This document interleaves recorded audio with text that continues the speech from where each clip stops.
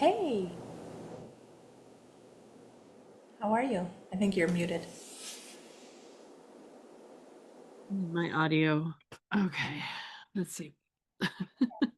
Oh, How good. are you? Good, good. I am Good. tech Luddite and also make tech breaks. So I have no slideshow today. It is somewhere in the ether of Google. Google won't let me into my email right now or anything. No way. Oh I, shit. I have special superpowers with technology in that we don't get along. So I don't know. I have great notes and I'm really excited. And honestly, Yeah, that's fine. And then if you want to put them up later, we can put them up later. access to my email. I'm kind of It's just very basic bullet points. It's nothing. You're like, If okay. your slideshows are like the beautiful art installation, mine is like kids scribble, like at a birthday party. So just don't worry. So people are not missing anything. I can't get my iPads on. Oh, I turned off my. Oh my God. Maybe tech isn't too good tonight. I turned off my Bluetooth. That's why I'm like, why not showing up as an. Oh yeah, you keep going in and out of audio. I think we're just in the metaverse, Josie, and we're just gonna figure it out. I can't hear you, but I'm gonna try and read your lips. I can't hear you. It looks like you're muted. There you go. There, Oh, there, there. yes. Perfect. Okay, and now I can hear you. You can hear me. It's coming through my iPods. Already I successful. was saying, as I was saying, we're in the liminal zone. We're in the like in between. We're neither here nor there. That's where I live most of my life. I try to peek out every once in a while, but I usually get just sneak right back in. I keep coming back to the dream I had of you about you, where you were like guiding people through the cave. Like, don't worry about the There maggots. we This way, go. this way. Keep going, keep going. Just keep swimming. You're fine. That's You were a good guide. Yeah. Yeah, I woke up this morning and I had to like process a dream for about an hour before. Ooh. Did you get some good messages? Yeah. Oh, that, Yeah, well, I've been working. I mean, I went and had some more somatic body talk on Wednesday, and then he dug through my abdomen. Man, it was crazy. And my yeah. And so my whole abdominal cavity, it's like it's been too sore to even cough. oh yeah, yeah. It's been really good though. So, That's deep work. releasing a bunch of shit. It's yeah. Yeah. Ancestral stuff. I mean, that's big. Yeah. Yeah. Yeah. Yeah. My mom came up like she's only showed up in my dreams twice since she died. Last night was the second time. And she was this little tiny person and she had like, how people are putting like Post-it notes over this is probably where it came from because recently I've seen people doing tarot cards, but they're having to on YouTube, they're having to cover up any form of nudity. So they're putting Post-it notes over the breasts of like the tarot card images. Okay. Talk about the insanity of our world. But my mom had one of those over her mouth.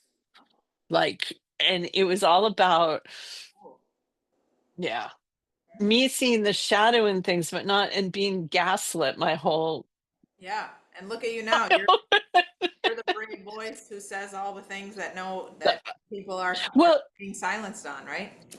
yeah, but it's like I saw all that stuff when I was little, and I didn't have the words and the language, and I didn't have anybody to listen, like, all of the, oh, this is a wonderful teacher. This is a wonderful school. This is a wonderful program. And I'm like, oh, but this teacher is like sexually fondling me. And oh, and this wonderful school is really screwed up because of blah, blah, blah. Like I knew I was already seeing all the dark shadow stuff that was underneath everything. Yeah. And then adults can't get with the truth of it and don't listen to you, which is like so many layers of trauma in just that silence and not being witnessed for like what you know is real. Yeah. you know, I'm sorry that happened. Well, in generations of I mean, it's generations and generations and generations, you know? Right. Yeah. What did they learn? What were they taught? How were they silenced? Yeah. Yeah. Yeah. All right. So we should be, I mean, yeah, I just think keep it simple. Oh, yeah. I don't, it'll Yeah. be fine. No matter what you say, it'll be fine. Whatever's supposed to be said will be fine. No, I feel great. I Yeah. taught this lots in individual and group settings, and I feel Oh, cool. really lucky to get to share it with these thoughtful people. And almost everybody has Yeah. right, and more stuff will come up in the future. So I'm excited to, But thank you for just letting me share here. So I appreciate you. Yeah. No, it's great. It's great.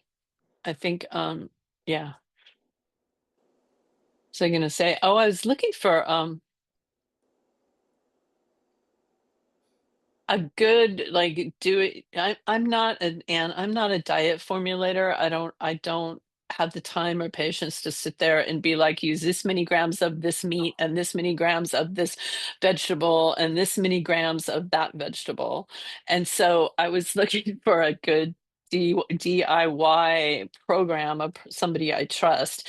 And I contacted, I don't know if you're familiar with him, Scott Marshall. He's been around for years, and he had Raw Feeding 101, which is a really like all these classes, and he taught people how to do it. He's got some really great YouTube videos. He's actually got a whole free thing on feeding raw to puppies and stuff, but really practical. And I really trusted what he had to say. So I reached out to him because I didn't see anything in the past year that he's put out. And sure enough, he just stepped aside from it all last January. He just like clean break, walked away from the whole entire thing. And I was because of what's going on with everybody and their mother being a canine nutritionist. And I said, he said, well, I would go, if I died, my wife had to feed my dogs and go to somebody, I would go to Perfectly Rawsome, which is Rami Lejeune, which is really cool. But um, yeah, I said, yeah, I'm just looking for somebody to who will design a food and help them with the whole DIY stuff and won't take the animals off of drugs or herbs or supplements and mess around with my protocols. Connor's doing that now. Like he's doing a much cheaper version of Barb Broil and Susan Rucker's animal diet formulator. He's got his own now that's like Oh, $8. he does? Just started it, and he's like beta testing it with people. So I know you guys are buddies because you met at the May conference. So reach out to him, and he's really thoughtful, and it's going to be super precise around grams, and you need this much. Make sure you're getting this much omega 3s. Make sure you're doing this, Yeah. all your minerals and blah blah. Yeah. He put it online with his dogs first, like a couple of months ago, and it wasn't a big thing. And I clocked it, and I was like, "Oh shit!" Because this is Yeah, I haven't heard, yeah, because but I haven't been online. I've just been kind of staying off away from it, yeah. man. So I'd reach out to him because he's doing a membership, but it's animal diet formulator is expensive because I try to give it to some I patients, know. and I they're like, know. "I can't afford like I guess I it's know. plug and play, but I kind of want a couple recipes and then just like go. It's not plug and play. It's you really got to play around with it. I actually went to a client called me up downtown Miami and he's been using it and I was watching him what he did and I was like, "Oh my God, you spend an hour every day formulating a recipe for the frickin' day? Are you kidding me?" Another guy called Dr. Will, somebody, he's an Australian vet who formulates diets, and he's letting people just email him and go, here's my diet for my animal. They're this size, this breed, Mhm. and he's like, gramming it out for them and all the things, and he's regularly, raw feeding his 5 dogs and then just throwing them. I'm like, yeah, I don't know. I'm looking for somebody who will help them with the DIY thing. So like, here's the sourcing, and here's how where you find this, and here's where you find that. Because then they come to me, and it's like, I don't have time to, No, you know. and they I just mean, with the vet I was staying with, the Emily, who I was rooming with at Avma, she's charging like $600 for a damn nutritional consult. oh yeah, I'm charging 349 for my chronic disease consults. which is But right. I want people coming back. I don't know, I It's want not to a be able one-off. to help people. Right. It's not a one-off thing. And I can't, I mean, Right now, I don't care what anybody says, we are in a recession. People are very careful about where they are spending their money right now.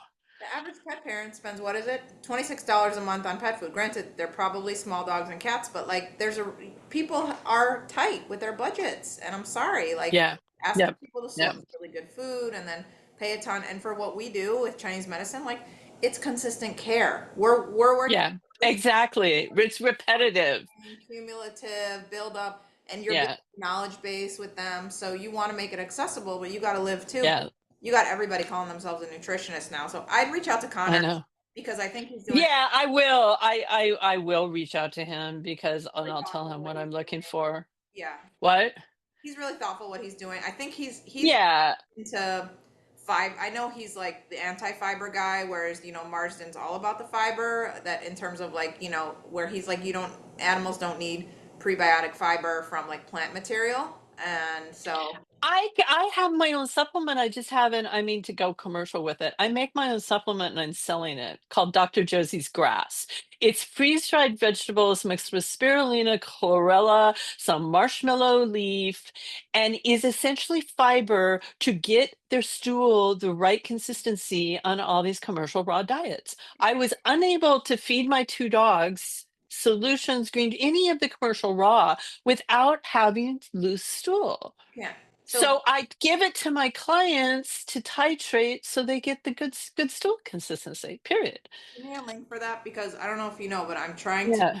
switch my business over to nonprofit so I can start accepting donations. And then what I'm trying to do is like tangentially work with rescues and like start infiltrating I know that space with food.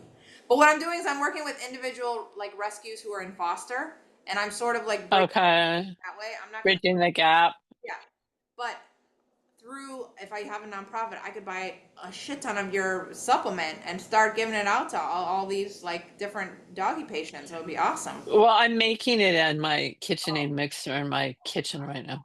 okay. Well, if If you want to work on a project and figure out how I can commercially produce it, I don't even I mean going into that world, I don't even know where to begin.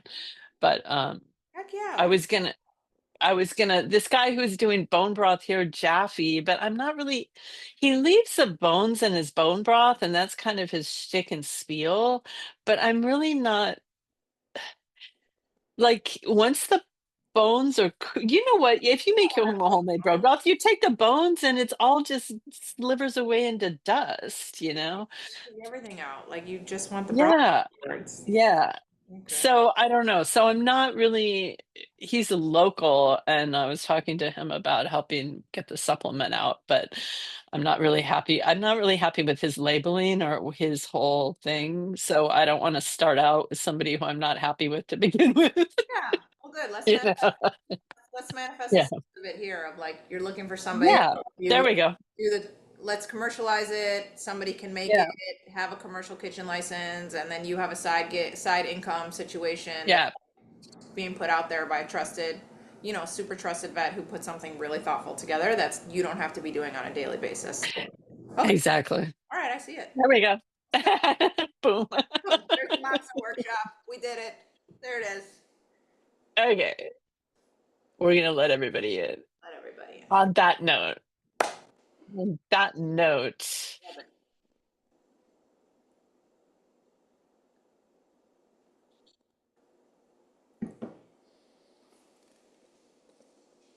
There's all the happy smiling people.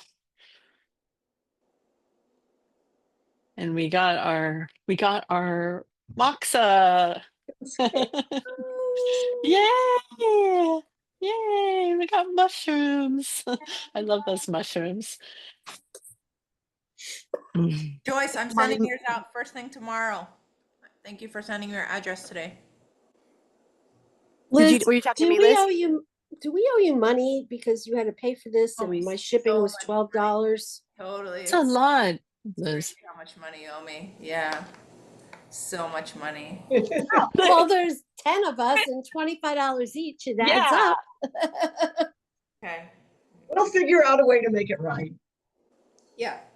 Yeah, We'll balance it out we'll figure out somewhere. a way. Yeah. Maybe I'm like repaying Yeah. a debt for like of one of my ancestors for you guys in the past life. So it's working. Don't worry. I feel a balancing point. We're in Libra season now. We're good. We're good. Oh, there we go. Yeah. Yeah. Libra's all about balance.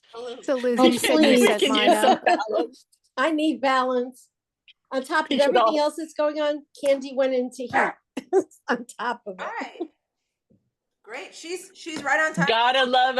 Gotta love the in heat dogs. I know. She's funny because I didn't expect it. So if you look at the pictures, I had this old bikini from my stock for dogs, a pink polka dot bikini. So I put it on her and I made it into the panties until Amazon, who screwed me, is sending everything late. And like, it's fine. She's good. And then all of a sudden I'll turn around and it's like dragging behind her. But she's barely bleeding. You should do a video of it. So go see my post. It cracked me up. I laid the top on her too. So good. My ex had bought it for his bulldog. It was too small, so I sent it to him. I said, "Look, we finally using it." No. Oh no. All right. So the only person is, I wonder if Norma knows. Let me text Norma quick. She does because she told me 7:00, so she definitely Oh, knows. she does. Okay. All right. Well, we can go ahead and get started. But you may want to text her. She might have gotten. I'll text her just in case. Hey Liz, while we're waiting, did you say that you did get my address? I'm happy to buy it. I didn't know if you had sent it out. Did she hear you? Maybe she's frozen. Oh, Liz, maybe. did you get Elaine's address? Did you send me? Did you text me your address? It said put it in message, so I did it in the chat. In the Mighty Networks. Mighty Networks. Oh, and Yeah, because not everybody's on Facebook Got it. Messenger. Okay. Can you? Oh, yeah. Sorry. Perfect. I'm gonna. Can you text me? I can give you my Yeah. right now, Sure. and then I'm Okay. Yeah. I'll send yours and Joyce's first thing tomorrow. Yeah. So 773-243-7065.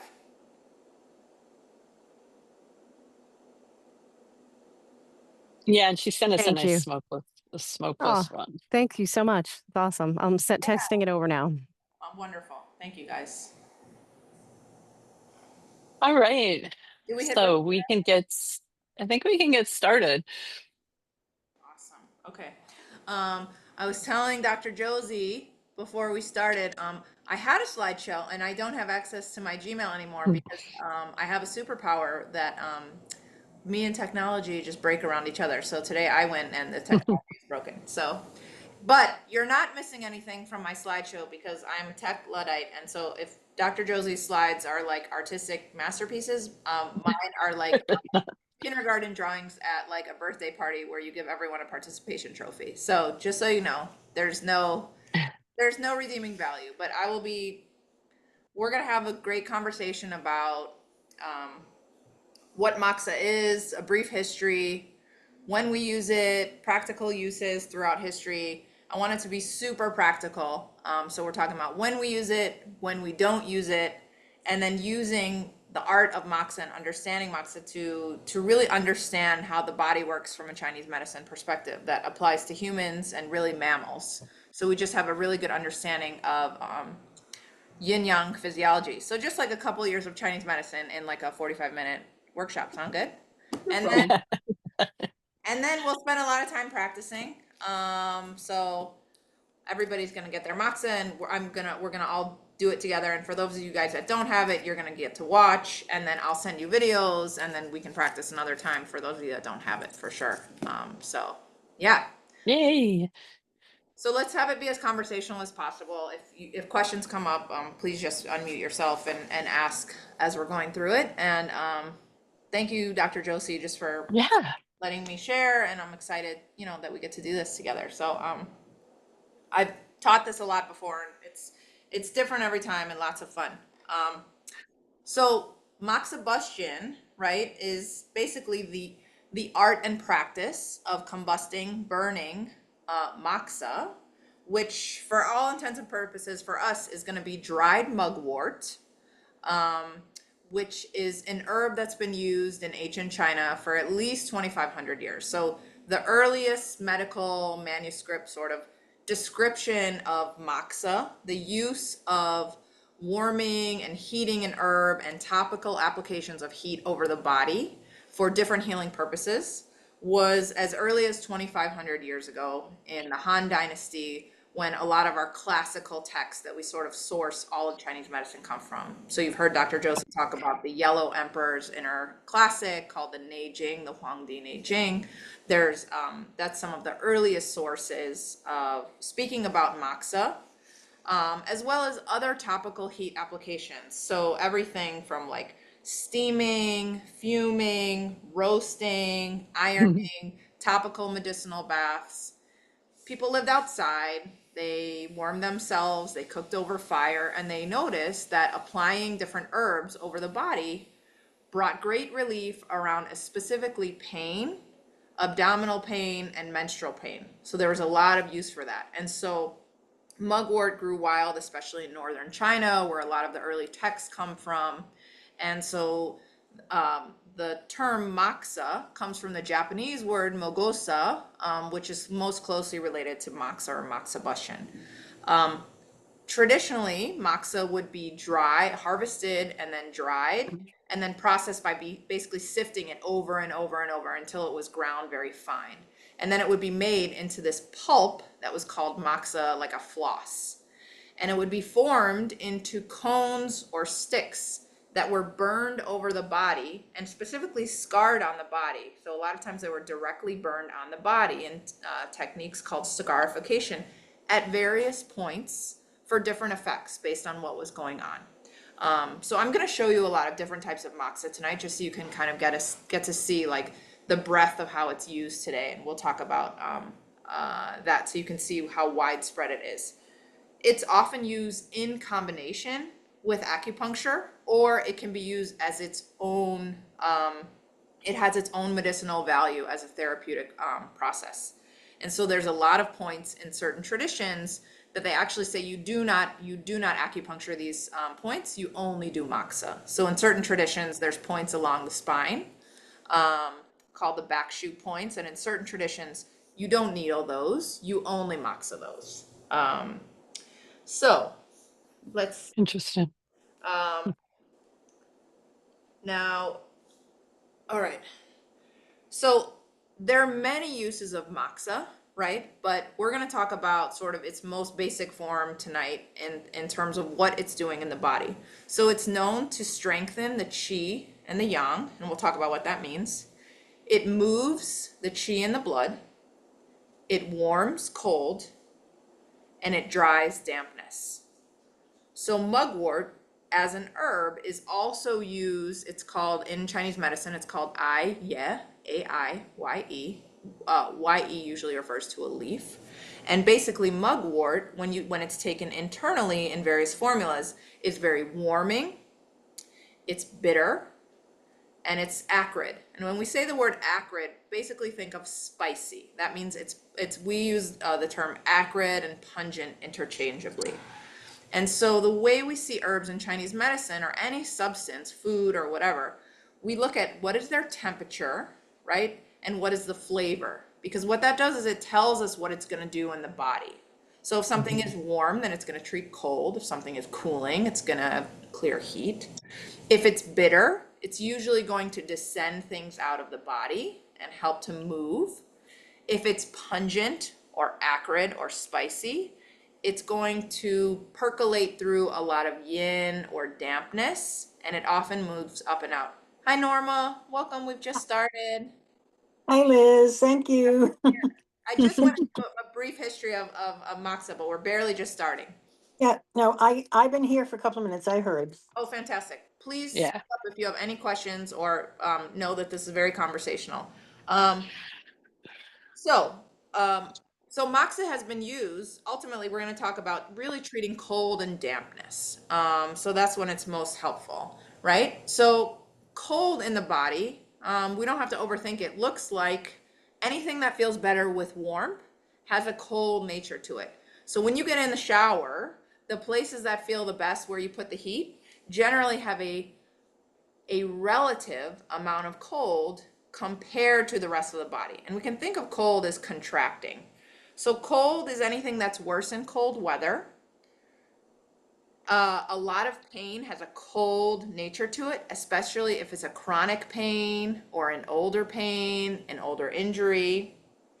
Anywhere we might see lack of circulation in the body, reduced circulation, numbness, tingling, that can be a cold pattern.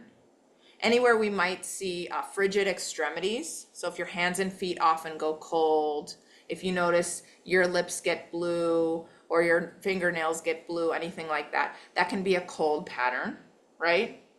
We see in our animals, certain animals are like, you know, my dog is a pity. He's a sun worshiper. He wants to be covered when he sleeps, right? He tends towards more cold.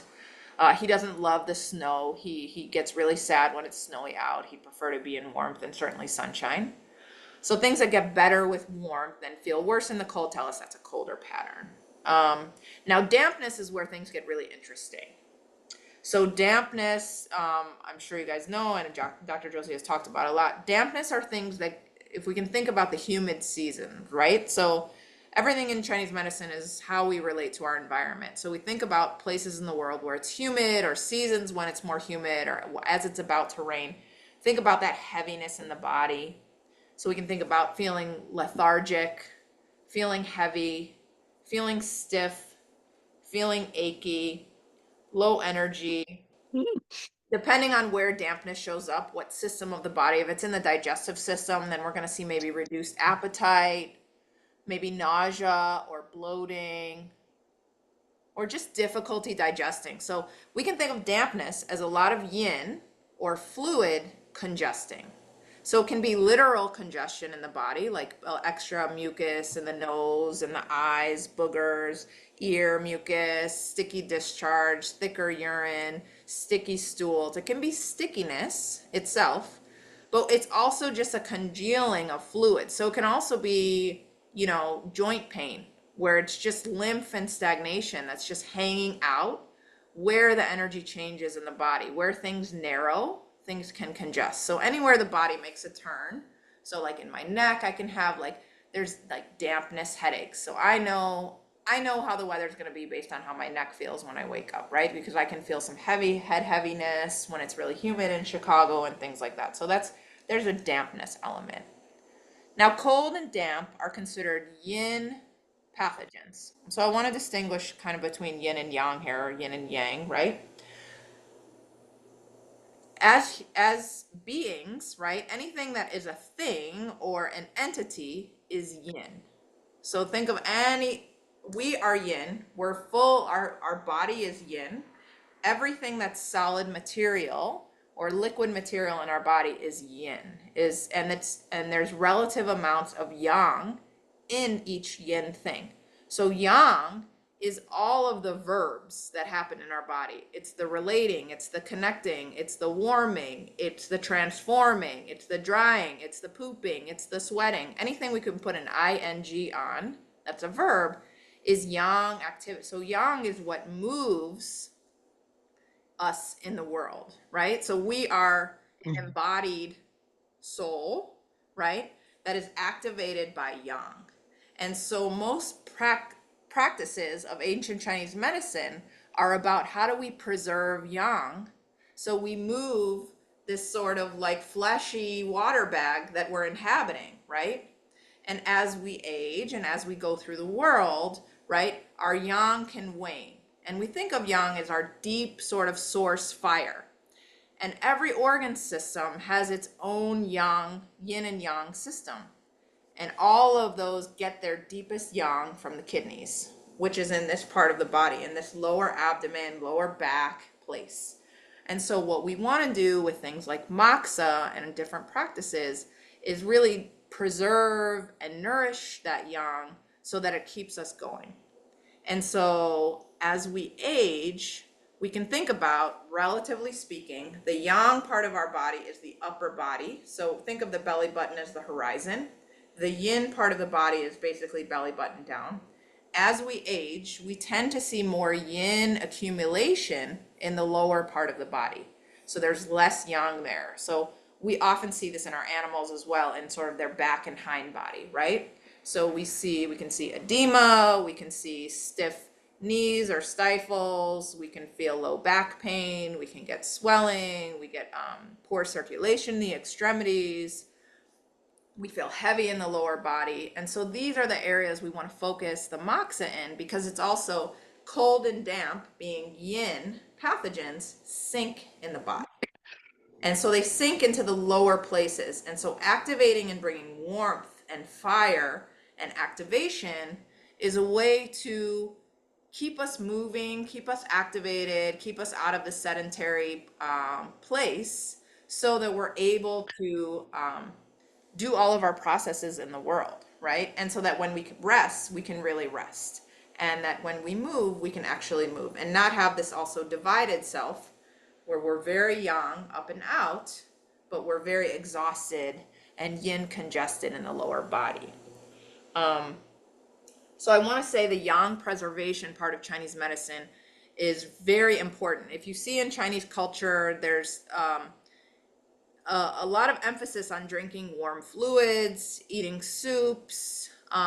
You know, you won't see a Chinese medicine person, like if they're in any cooler climate, you'll never see a Chinese medicine person without a scarf around their neck, right? Protecting their wind gate. They want to keep warm from this place of, we are warm-blooded mammals. Warmth is key for our vitality and all of the connections and functions in our body. And this understanding that the body knows how to heal itself. It knows how to do all of its processes. So the idea in Chinese medicine is we're not fixing anything. We're restoring yang. Giving the body more yang means we're restoring function. If the body knows how to heal itself, we're supporting that, right? And so cold and damp in different systems can look like, in the lungs, it can look like you're easily sick, or maybe you have asthma that gets worse in cold and damp weather, that gets activated. Maybe you're frequently congested, right? In the digestive system, it can look like loose stools and sluggish digestion, like I mentioned. In the kidneys, I know, Stathia, we were talking about, your dog with like incontinence, right? That can be a lack of yang, right? So then it's like sort of this emptying out, this incontinence, right? This yang is a lot of yang function is not just about moving, but also about holding and securing. So think about all the places that we have leakiness, right? We can have leaky urine, leaky gut, right? You could argue that like Alzheimer's and cognitive dementia is leaky brain, right? So if we don't have yang in these areas to secure and hold and support, yin fills in. And the longer yin fills in, it will ooze out, right? Because it's not being secured. So in my practice with humans, I often treat, heavy periods and easy bruising and easy bleeding with moxa on certain points on the toes to like really nourish and support the spleen yang, which is all about this holding and securing. We can see in the sex organs, cold and damp showing up as ovarian cysts or fibroids, where the blood is cold and now the blood is stagnating. Infertility or challenges with pregnancy. Challenges with cold or damp around the heart, or yang deficiency around the heart. We can have poor circulation, really low energy, easy to get palpitations, things like that. So for our purposes here, we're going to talk about moxa being a support for longevity, a support for prevention. What are sort of the top points we're going to use them on for ourselves? And then Dr. Josie can talk about, where these might transfer with your animals potentially, but really how are we supporting ourselves, nourishing our deepest energy, knowing that like our yang gets depleted, right?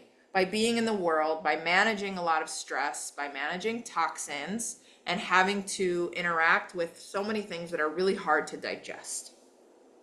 Just as important as talking about when we do something is when we don't do something.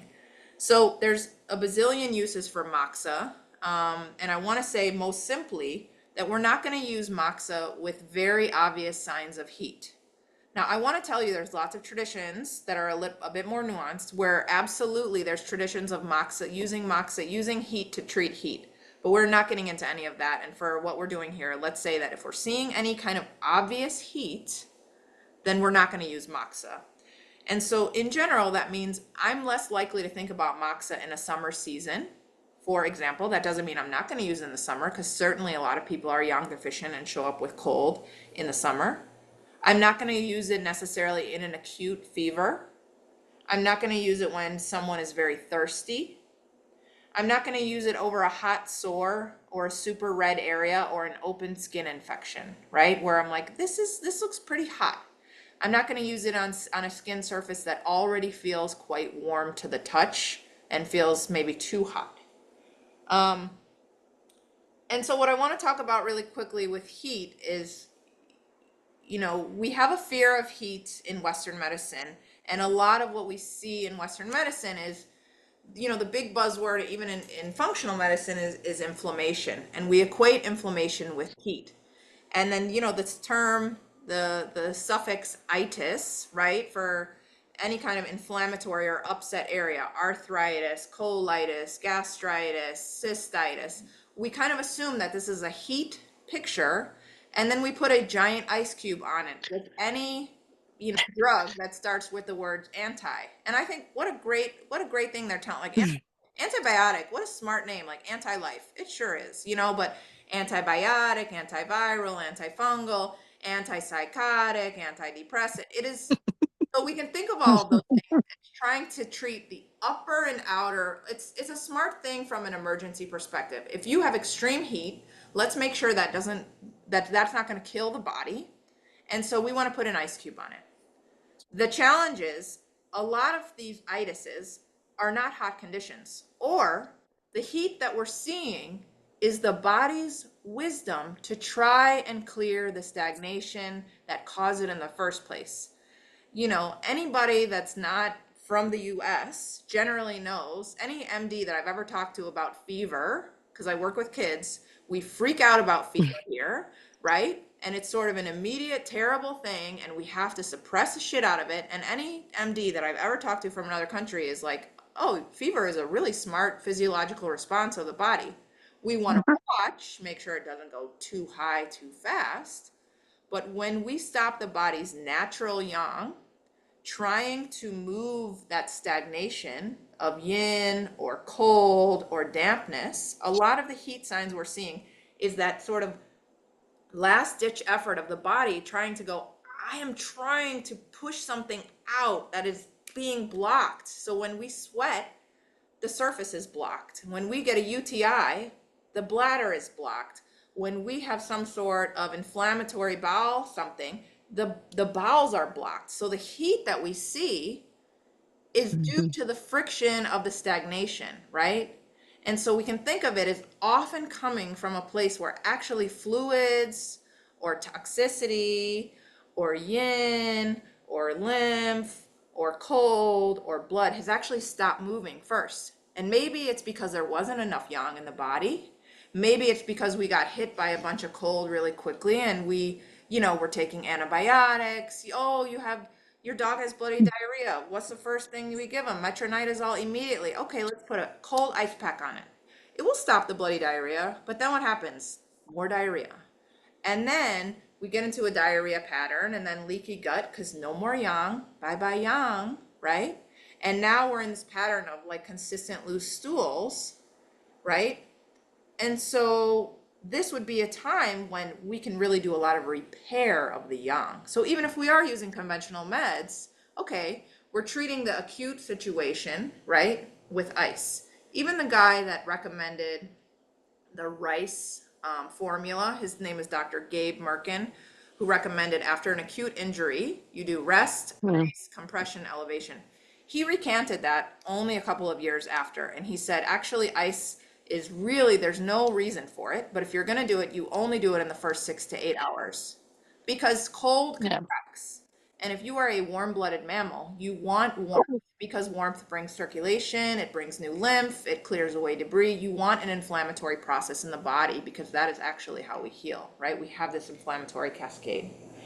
So I want to be always thoughtful about, you know, loving moxa is sort of loving vitality and going, there's nothing to be afraid of with warmth. And in fact, it's warmth that protects us and keeps us going, right? And recognizing all of the ways that a lot of our modern conveniences and even modern dietary advice is quite cold, right? So, you know, when you're sick, you usually don't want, you know, a salad and a smoothie. Are those yin items full of beautiful information and nutrition? Yes. And if you ain't got the yang for that baby, good luck digesting it. You want grandma's chicken soup that's been like pre-digested a century ago so that you don't have to do any work to get that nutrition. So the more Yep. yang activation there is in something, the less work your body has to do.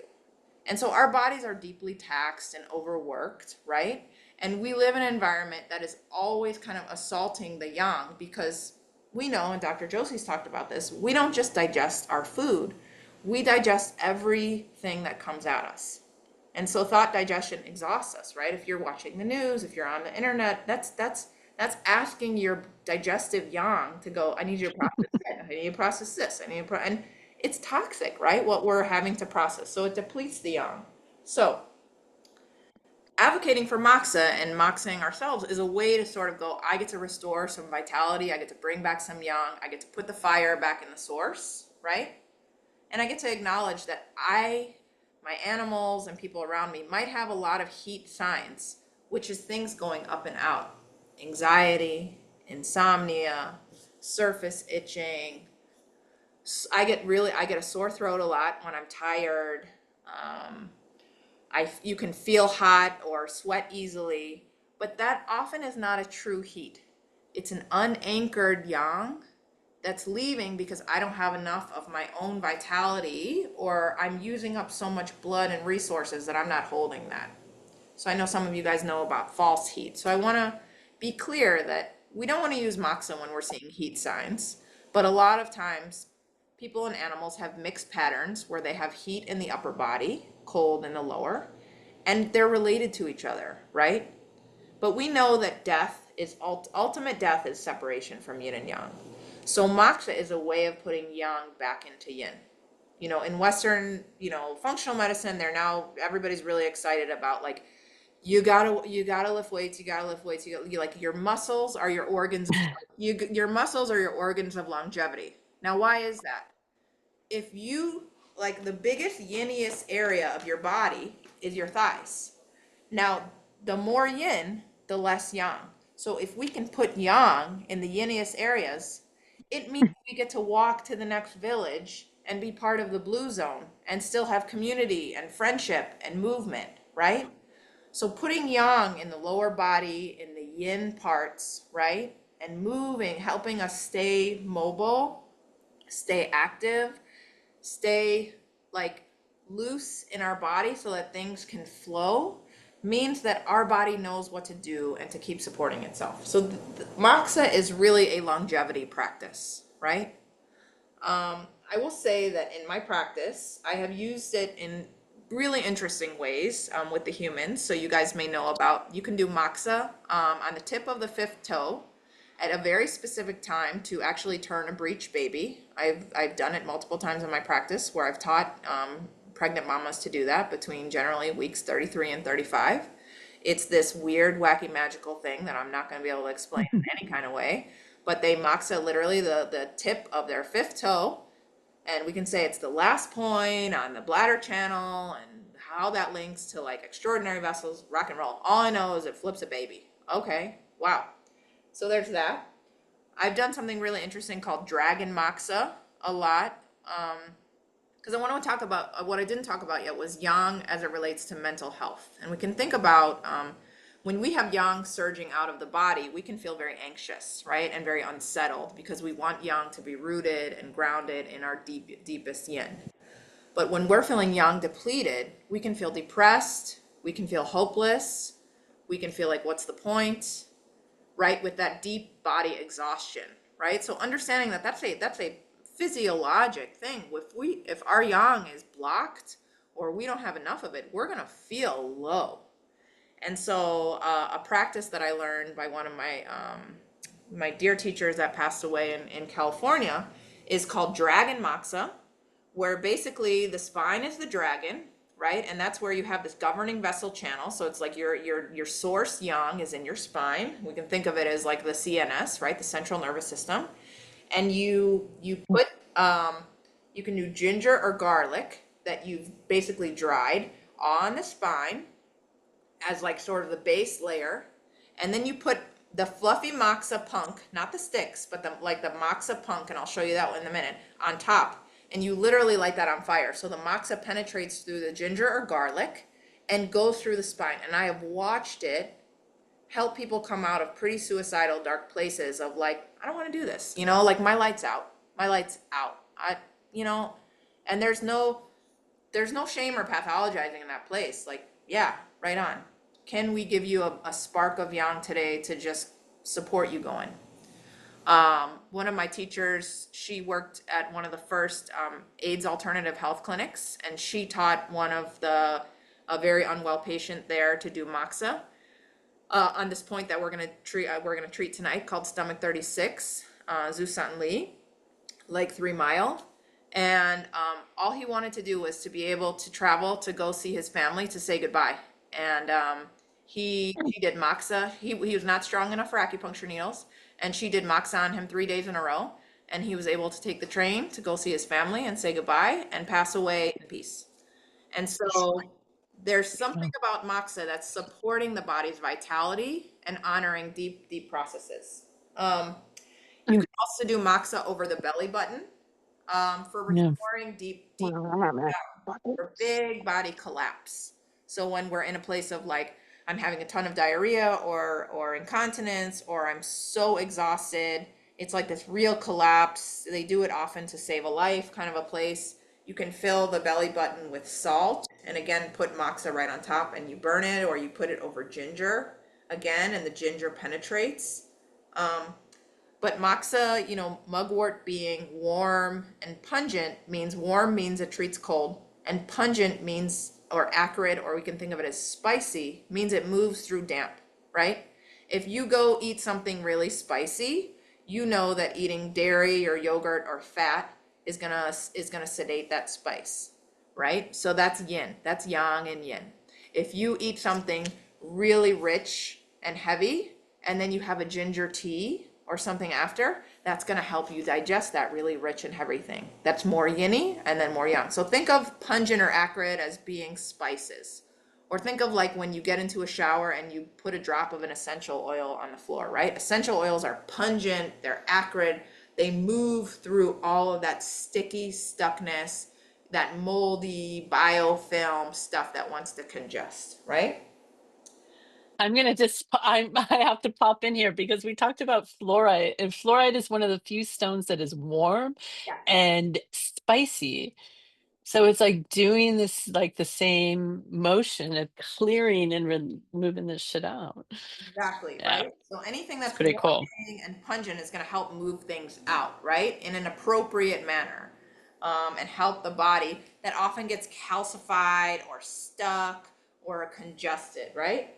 The last type of moxa I want to tell you about that's really inspiring to me, and this is treating heat with heat, is this is a wonderful, so my colleague and teacher, Lorraine Wilcox, she has tons of YouTubes where she talks about moxa, and she's really a moxa scholar. I'll send What her, is the book? this one's Or called we can. Moxabustion, a modern clinical handbook. Mm. So her name is Lorraine Wilcox. She's very generous with her information. She's really lovely. She has tons of YouTubes talking about moxa and its different applications, and she's lovely. And this is a great book. But a practice I learned from her is, and I don't know how many centuries this has been around for, but it's called Sanfu Moxabustion, right? And we know everything in Chinese medicine has to do with rhythms and honoring the seasons. So the moxa is harvested, and then it's dried, and then it's taped on at the hottest time of year. So in that late summer, like and each year they have different days that are called the Sanfu days, that are the hottest, like basically the dog days of summer. And you tape moxa onto these back points over the lungs for people with chronic, like weak lung, asthma, I've treated a few people, including a kid who, when I met, was going into the hospital every month with asthma emergencies, right? And his asthma gets worse in the cold, worse in the damp, right? And he gets a lot of spit, and it's terrifying, and all the things. And it's sort of like, okay, we changed the diet. We took out a lot of the yin things. We added more spicy things. We gave him some herbs. But he has this propensity, right? And this weakness in his lungs. Or if someone got really sick with some sort of respiratory issue that just took it out of them, like they're never the same after that. Taping moxa over these points, and I'm happy to teach you this at a different time, right? And where you can get this during these dog days of summer. It's the idea is you take the energy of the yang, you take the energy of the sun, you take the most yang, and you put that into the body in the place where it is most weak and where the yang has collapsed. So it's not fighting yang with yang. It's harnessing yang to infuse it into the body. But it's strange because people will sweat, they'll break out. Sometimes I'll put mustard seeds over those areas. Mustard is called baijitsa in Chinese medicine. Bai means white, zi always means seed. And mustard seed is very acrid, it's pungent. If you've ever had a mustard seed, it's very hot, right? And so you can tape mustard seeds over these points over the back to help someone bring and activate warmth in this area where just, the adage in Chinese medicine is the spleen or the digestive system makes the phlegm and the lungs store it. So it's like, when you see an animal with like chronic gunkiness in their ears, yeah, that's an ear problem, but it's digestive at its root, right? That's a gut issue, right? Or an animal that's always mucousy, like that's a gut issue at its root. It's just this is where we store it. So those are some really neat applications of moxa that I just wanted to share with you. And then tonight, I'm going to teach you guys how to use what you have. I'm going to show you a couple of other types of moxa. And then we're going to learn some points that are really like the PowerPoint, most effective for a lot of different conditions. And then you can start practicing and playing around, and we can talk about other points, in the future that might be supportive depending on what's going on. Do you guys have any questions? Does this make sense? How are we doing so far? Yeah. It's such an awesome modality because it's easy and it's like doing your own, you can do it at home. Anybody can do it, it's so it feels so good, like just to have that warmth come into your body. It just feels really good. Exactly. Any questions? Anything so far? You guys doing okay? Okay. I'm thinking about old people with kidney issues, cold all the time. And they're going into this we're moving into this new element. And there's 3 that I know of right now, suffering from lung issues, suffering from whatever, but they're old. They can't walk as well. You talk about that yin in the lower body, and that's, and my thing when I saw them is drink some warm ginger tea, get something warm, get something going in your body. They have no appetite. So here we are again, there's dampness, right? Come in low and whatever. So this is just, I'm going to see one of them next week. I would love to do some moxa on her lungs. And so I'm going to teach you kidney 3 tonight. And so again, the kidneys are a source energy in the body. And so everybody gets its yin and yang from the kidneys. So the lungs get their energy from the kidneys. So like Dr. Josie talked about, a lot of times, when we're really sick, the kidneys can't grasp that lung qi. The spleen gets its energy from the kidneys. So when all of these upper organs in the body are taxed, they pull from the kidneys. And as we age, our jing, our deepest essence, right, gets depleted. And so kind of giving back to like the original piggy bank in the kidneys by nourishing them supports then that distribution through the rest of the body, and it takes the burden off of, okay, I've given all of this out and now I'm supporting, right? So we're going to learn kidney 3 today, and we're going to learn a couple of conception vessel points to support deep yang, qi, blood, and specifically kind of over the kidneys on the front of the body. So I wanted to question. Please. Can this be used with acupressure and reflexology? Totally. Yes. So moxa is used as its own therapeutic modality, and is often used in combination with acupuncture, with massage, all with Reiki for sure. So I think the main thing is Mm. we're doing moxa. We want to have our most attention on the moxa because we're using fire. And so, as whether we're treating ourselves, we're treating a loved one, we're treating an animal, and we'll talk about this really in the like, as we go through sort of safety considerations, the main thing is just putting our attention on like how warm is the area getting, because the being I'm treating may not, use human language, great, and or this may be someone that has reduced circulation in an area and may not have a lot of this, like yang deficiency means, hey, I don't have the circulation here. Yang is sensation, it's knowing, it's feeling, right? It's all the ing words, right? So if I have a bunch of yin in a place and not a bunch of yang, I ain't feeling it, which is why ice is so good, right? Because it's a number. Ice numbs. That's the reason why it takes away the pain, right? Because then we don't feel Right. shit. So yes, so absolutely can be used in combo with lots of other things. I think the main thing is understanding it's a powerful technique and giving it its own respect, that when you're doing moxa, that's the thing you're focusing on. So just as a quick example. So when one does acupressure, like AcuCat is a book for cats. There's an AcuDog. Yeah, the tall grass Yeah, book. the tall grass books. Yeah. So basically, they have a process where they have opening the points, Yes. the acupressure points, and then you do your acupressure practice, and then you close the points. As you're doing in the middle, as you're doing the acupressure practice, after you open the points, then that's when you could do the combination of acupressure and moxa, right? If it's indicated, this would be more of a Dr. Josie question, right? Because she's the expert here with animals. But I would say, you want to make sure it's indicated.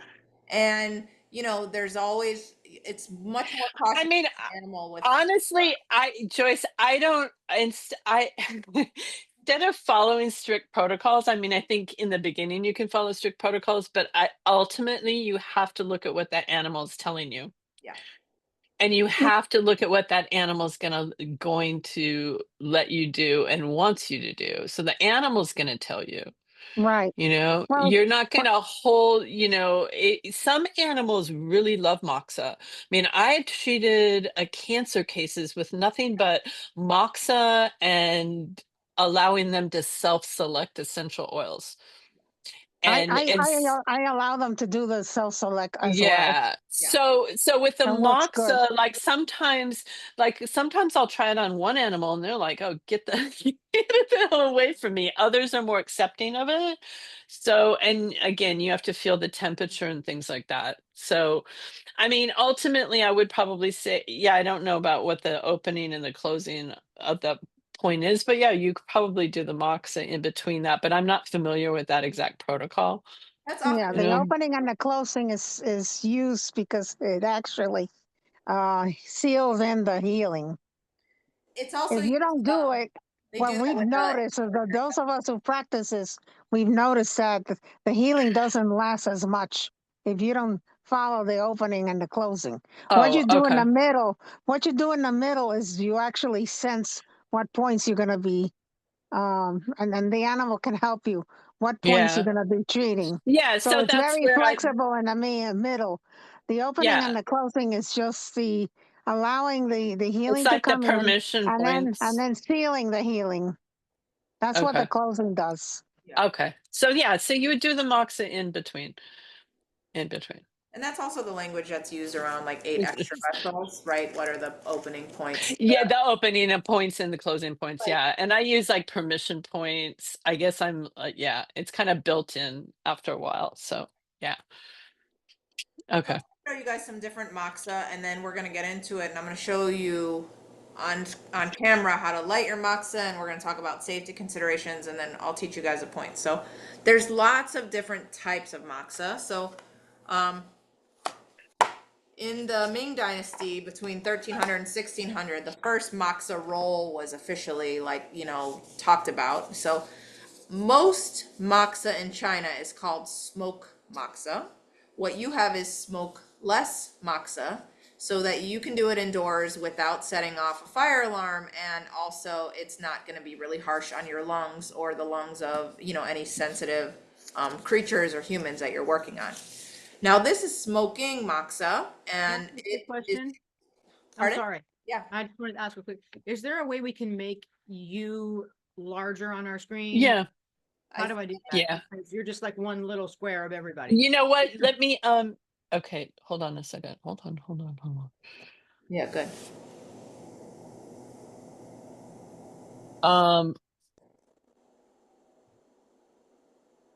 I'm gonna make you a co-host, Liz. Sure, just tell me what I'm gonna do.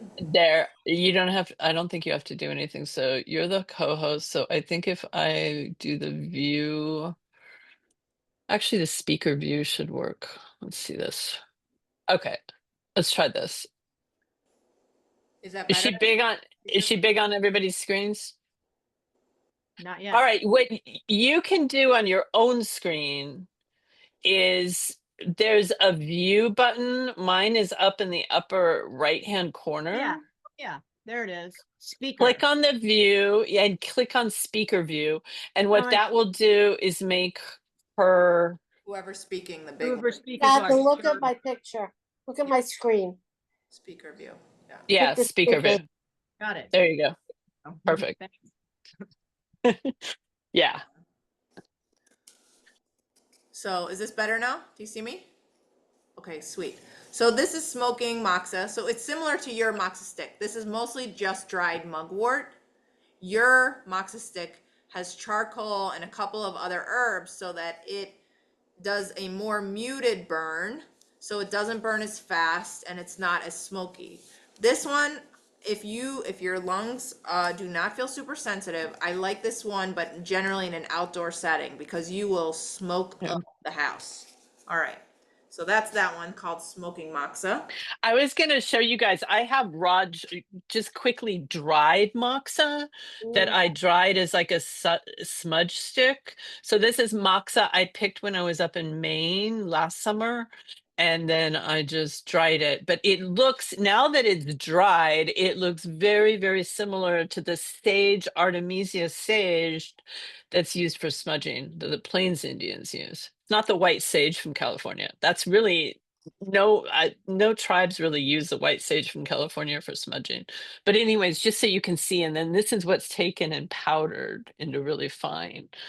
I'm glad you brought it up because it's called Artemisia, right? That's yeah. the name. And so there's lots of relatives that it has. So certainly sage is a relative. Yeah. I work in a lot of Spanish speaking communities in Chicago, and I was teaching a moxa workshop, and people were like, "Oh, I know moxa. I know like mugwort. It's very similar to estafiate, which is used very similar. It's in the Artemisia family." And I was like, "Oh shit."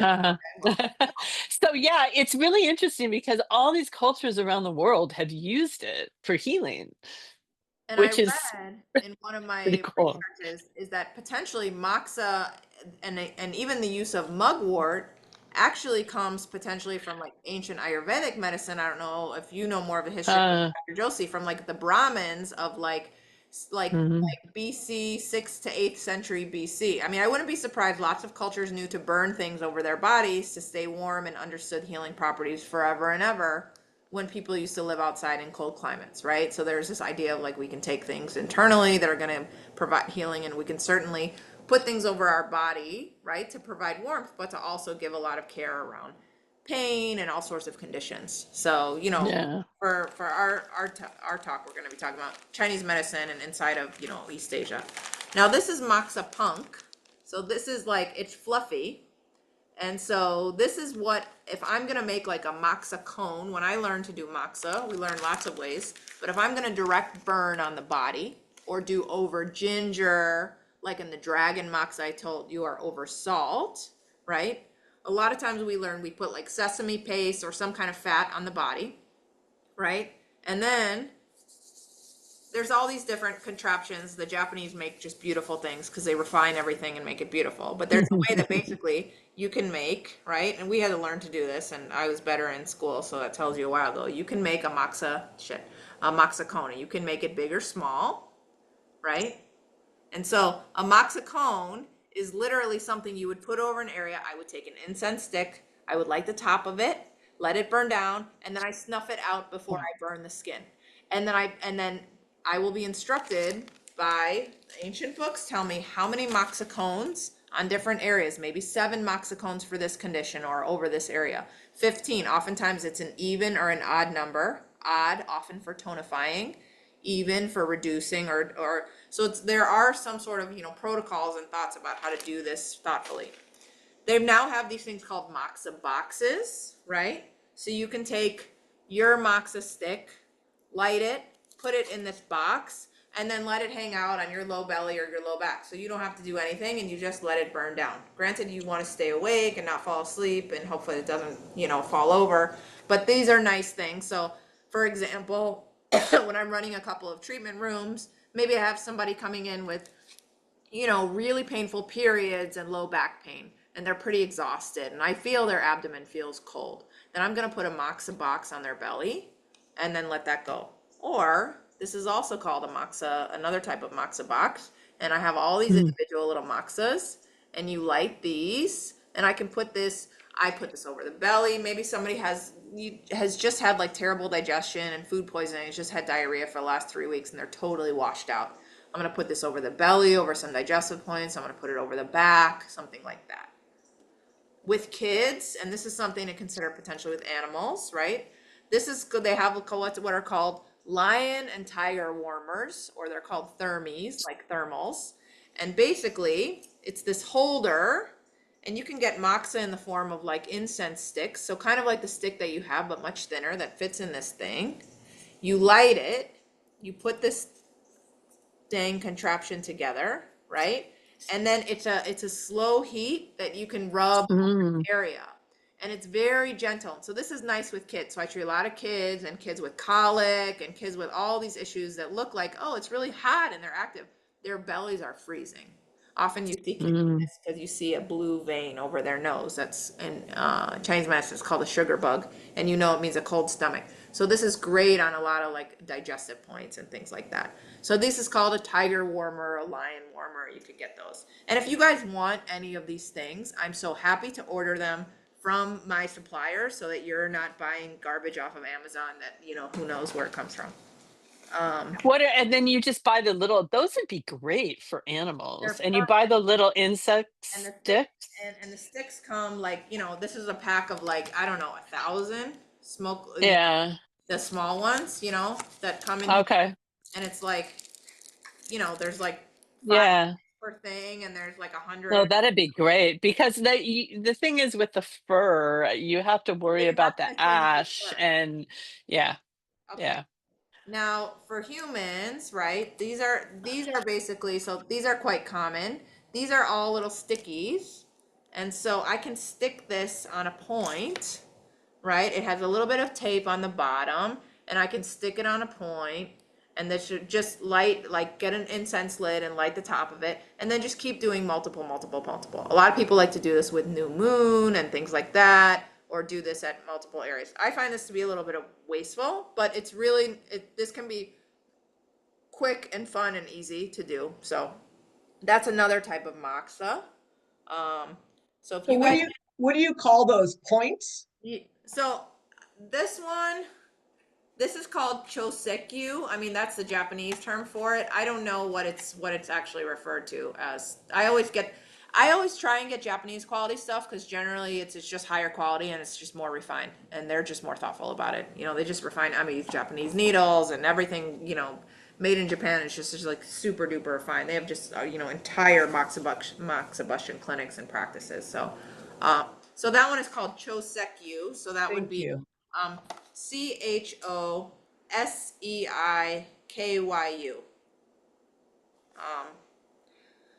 But you guys, I have a full pharmacy. I'm very happy to send like samples of all this so you guys can play around and stuff. So there's different, and then with the moxa punk, the fluff, there's different qualities of moxa. So if you're making big ass cones, you don't need fancy moxa, right? You're getting a lower grade quality. If you're making tiny, what are called rice grain moxa, so literally you like sort of do this in your hand, and you make what looks like literally a grain, a grain of rice, right? And then you burn that over a point. You can see that in my hand. That's like a grain of rice, and you burn that over a point. You use the higher grade moxa for that.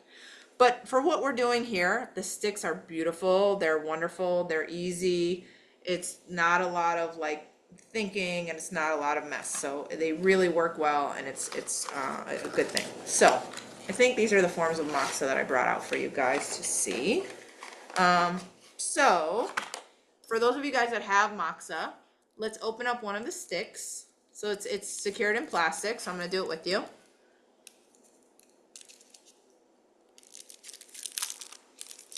And it can break, so we want to be thoughtful with it, right? It's not easily breakable.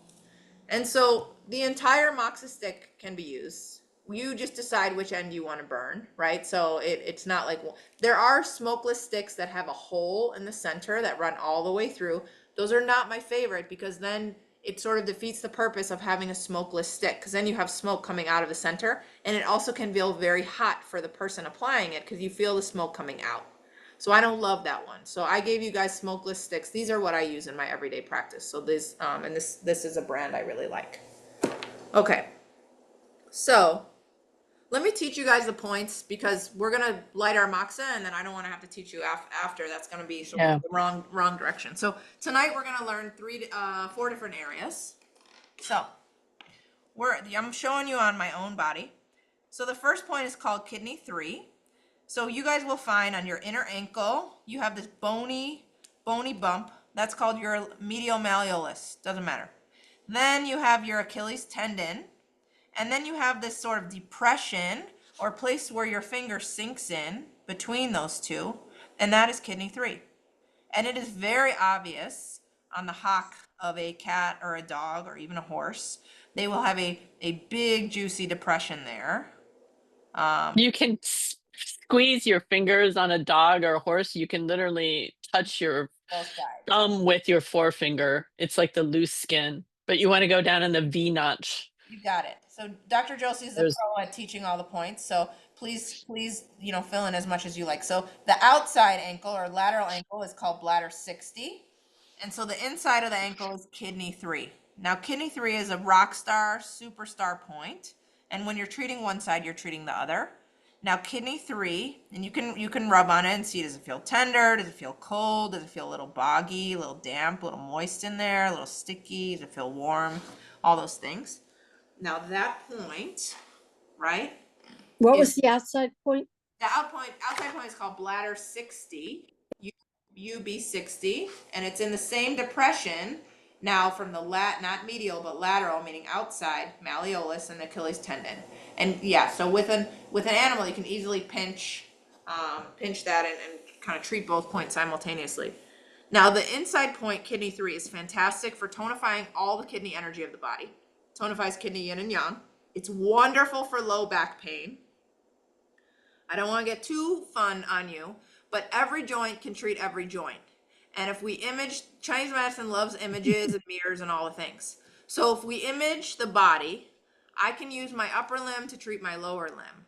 So my ankle can treat my wrist, because my ankle is my wrist of my lower limb, right? My elbow is my knee, my shoulder is my hip. So I can treat my ankle that treats my wrists. I can also, here's where it gets more fun, use my ankle to treat my neck. So I can use that kidney 3 point for neck pain, for low back pain, for kidney issues. So Becky, for sure, those 3 folks you're thinking of. Elderly, check, right? Already we're thinking, oh, okay, some kidney deficiency just by age, great. Slowed down, less mobility, some actual kidney organ issues, great. So we can treat the kidney channel and what the kidney does, but we can also treat the kidney organ itself. And remember, kidney's deep source energy in the body. So we're treating the deepest yin and yang of the body. So kidney 3, powerful point. When the weather starts to shift and you start to feel maybe a little stiff or low back, when it starts to get a little bit humid or a little bit colder, this is a lovely point. Okay. So that's kidney 3. Also, I'm feeling really tired after I've been ill for a while, or just slow energy, sluggish, blah. I love kidney 3 for this. All right. So I do it on almost every geriatric case. I do kidney 3 and bladder 60. It's just so, Yeah, it's one of And my that is favorite like points. the rockin' point. These guys, you know, so think of also like the animals that like corn cob the crap out of their lower limbs. Like they're trying to bring circulate. Like we're smart, right? Our bodies are so smart, and all the things that we're doing, especially when you watch animals, they are trying to make something happen. They are trying to kill something. When they're biting the crap out of a lower limb, they are bringing circulation to that area. So when they're corn cobbing the crap out of that lower limb, it's like, hey, I have some reduced or blocked or inhibited circulation here. So doing some moxa, doing some acupressure, doing some Reiki, doing some needling in the lower body is inviting that yang, that blood circulation back into the lower limb. You know, certainly animals with like, it doesn't have to be full on IBDD. They can be a little bit overweight and have crappy diet. And you know what? They ain't getting a lot of circulation to the lower body because they got a bunch of stuckness in here, right? So then they don't feel as much here. And then their mobility slows down, and then they're not walked very often. So things accumulate and build up, right? So bringing warmth into the lower body is a way to support the digestive system. Especially, and I'm sure Dr. Josie does this a lot in her practice, sees people who like transition to raw. You know, they're told, oh, okay, I'm not doing conventional kibble anymore. We're going right to raw. And it's like, if you don't have the yang for a raw meal that was frozen or freeze dried or whatever, good luck making that move. With older dogs, with dogs that are convalescing, making the transition, giving a little bit of yang support by cooking the food is a kind way to go, I'm going to help the body process this thing because it's not a fresh kill. And this animal isn't full of exuberant yang to digest a cold package, right? This isn't an alive being whose life was snuffed out 30 seconds ago by the wolf pack. This thing has been frozen a bazillion times over and then maybe brought to room temperature. And now we're telling the dog, like, this is wild. Eat this. It's fantastic. And the dog's like, I got diarrhea. I don't know how to process this. Like, I had all my food processed before me with carcinogens and, you know, all the problems before. But raw isn't an easy shift. Okay, so that's that one. Next, we're going to do stomach 36. So this is one of our favorite points. Okay, so your knee, called the patella, right, has these thing called the eyes of the knee. So I'm going to show you two ways to get to it. So the outside eye, which are basically just these two depressions in your knee, the outside eye, you want to put your pointer finger in, and then we measure things in Chinese medicine. The measurements are called sun. And the sun is like basically stands for inch, but everything is measured by your own body. So one sun on my body might be different than one sun on your body because it's based on my own body. So one of the ways that we measure is we use the width of our forefingers. So putting my index finger in that outside depression, what's called the lateral eye of the knee, and then putting my forefingers together right after where my pinky finger falls, just off of the tibia or my main frontal shin bone, is stomach 36. An easier way to find it, and you'll see this on your dog and cat, is at their knee, what we call stifle. The first bone you're going to feel when it's flexed is the patella. The next bony prominence is called a tibial tuberosity. You have this too. It's the next bony thing down from the patella. If you then take your finger and just come down and off that bone, you will feel sort of a juicy depression, meaning an opening where your finger kind of sinks in, and that's stomach 36. Now remember, we're not doing acupuncture. This is not so crazy specific where you have to get the point. And Dr. Josie and I will tell you, points are an idea. It's one point treats all points. Every point is everything. You know, so it's sort of like, let's not be too precious about the finding of this. It is generally in this area. And when you apply and it's in animals, it's like a long linear point too. So their bones, part of that leg is so bony that you'll see that front shin bone, and then if you follow it straight down from the knee, it'll suddenly drop off, and that's where you go over to the side just a little bit, and you can almost see it on them sometimes as a long linear point, you know. Totally. And this is great for animals that maybe had CCL tears, or luxating patellas, or you're just worried about the knees, because why are we breeding shepherds with these bodies? The conformation anymore is just deeply unkind in terms of what we're doing. Whatever. Maybe your own knees hurt. There is a special relationship to the heart and the knee in Chinese medicine in a certain system, but developed by Master Teng. All of the points that treat the knee treats the heart. All the points that treat the heart treats the knee. So every time you're treating your knee, you think you're treating your heart. And so you're treating vitality. So this point is called Zhu San Li, or leg 3 miles. And the way that it was described to me is this is the point to sort of help us keep going, meaning just 3 more miles, just 3 more miles. And we have an arm 3 mile point as well, but this is sort of the juicy point of all points. It's going to help build stomach acid. It's going to strengthen the overall digestion. It is going to boost immunity. I don't like that term because we kind of think, well, it's more like what's going to regulate immunity, but it's going to support your body's zheng qi, or your ability to manage change and what's coming in from the outside, right? And it's going to help with your sense of yourself, right? So how many humans and animals do you know that struggle with confidence, that don't feel secure in who they are? Your earth, this is the earth. This is an earth point to support the earthiest part of you. So it is helping you digest the world. So you get to alchemize what you take in and decide what is the magic that becomes more of me and what is the shit that does not serve me and I get to release. So this is a powerful ass point to keep going and really feel like this is a true to myself, truest nature point. So I love this point. This seems to be like the theme. It goes back to the theme of like the fluorite too. It's Totally. the theme right now. I love it. Coming into our own and being able to live in this world that, being able to digest it. Right? Go ahead, Norma. You have a question. Yes. Yeah, I do have a question. So specific to the knee, I get, that this doesn't necessarily affect the other issues when you're using that point. But how about for people who have had knee replacements? Do you find any interference in the flow of energy with a knee with a synthetic knee? Yes.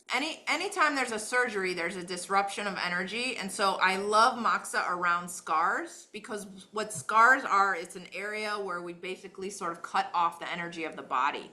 And scar work is very important, whether it's needling underneath to get to sort of break up adhesions, or it's bringing yang and circulation back to that area. So I love moxa around scars. It's very effective to also help the body go, this is now part of me. So it's helpful for the acceptance and the integration. And for sure with the surgery, remember, all the drugs that are used in surgery to make things sterile are freezing. Anesthesia is cold, antibiotics are cold, all of the drugs that they use during the surgery to sort of make sure that things are sterile, are antiseptic, are cold. And so bringing moxa to that area is a way of saying we are revitalizing, waking this area up, reminding the body you are a vital being. We have brought a foreign element in with a knee replacement, but now this is part of you. So this is part of the acceptance and integration journey. So I think it's absolutely appropriate, as long as that whatever area doesn't look hot and red and infected. So I often do after a surgery, right? Because I have 2 new knees, 2 new shoulders, and 1 new hip. So I'm gonna bionic lady. But I don't really. I mean, and reverse shoulders at that. But the only good news was the hip was not that was an accident. And afterwards, the surgeon told me, "Great news! You had no arthritis. It was a beautiful hip," until it got shattered. So, and I have had no issues. I have great mobility. I have no pain, whatever. But I still think it might not be a bad idea to. It will be really helpful for because the new entity, right, is working well, because you know who you are, Norma. That's quite clear, and you know what you're here to do. So you have good energy, right? But what it does is it helps the body integrate that and bring circulation to the area. So just from that place alone of sort of telling that part, this is the plan that we're on. This is what we're doing. We're coming back to the body's own wisdom and circulation. And so from an integration and circulation piece, I love it. Yeah. Oh, listen, I've already told all my body parts, whether you came as original equipment or replacement, you must integrate and you must work and you must let me do what I need to do. So, but this can do nothing but help them. Okay, good. Exactly. So I think it's just going to be supportive, whether it's the, the factory option or the ordered part, whatever you got in. I mean, clearly your body is like, we're on the Norma plan. So we're here on a big mission. So. Yeah, I just picked up an 80-pound bag of grain, so I know I'm still good. Oh shit. You are. Oh, I do that all the time. We're coming to your TED Talk next. All right. So, right. the next point, we're going to do 2 more, and then we're going to do our moxa. The next point is called spleen 9, and because we're talking about dampness, we cannot talk about dampness without talking about spleen 9. It is also a knee point. So stomach is the yang, channel to the spleen yin. So they are a pair, and they are really responsible for big digestion, transformation, and transportation. This point, you can come from below or above. I like to come from above, and right when you feel the bone turn, again, you are going to feel at this joint a nice depression on the inside. Your thumb will sink in. It is often, on most people, especially women, quite tender. You will feel right below as the bone starts to turn at the joint right there. You can absolutely come up the inside of the tibia, and right where it stops before the bone, then before where things turn at the joint, you can go there as well. But you will find this pretty easily, and it should be quite tender. It's often quite tender. Now, spleen 9 is sort of the master for all dampness in the body. Certainly dampness in the lower body, any heaviness anywhere, any edema anywhere, any water collecting, anything from like my low back is heavy, my knees feel achy, my ankles are heavy, I don't feel like I have good circulation to my lower body. Or it can just be like, I don't feel good when it's humid out. I feel heavy. I feel sleepy. I feel dizzy. I get palpitations. I just feel too watery in my body when it's more humid out. Or I just ate a lot of dairy. I just ate a lot of sugar. I can't really digest something that well. It was a really heavy meal. That's a nice thing to be able to moxa. It's like, think of this as the spicy, after meal kind of thing to help the body. I'm bloated, I'm heavy, I'm sticky.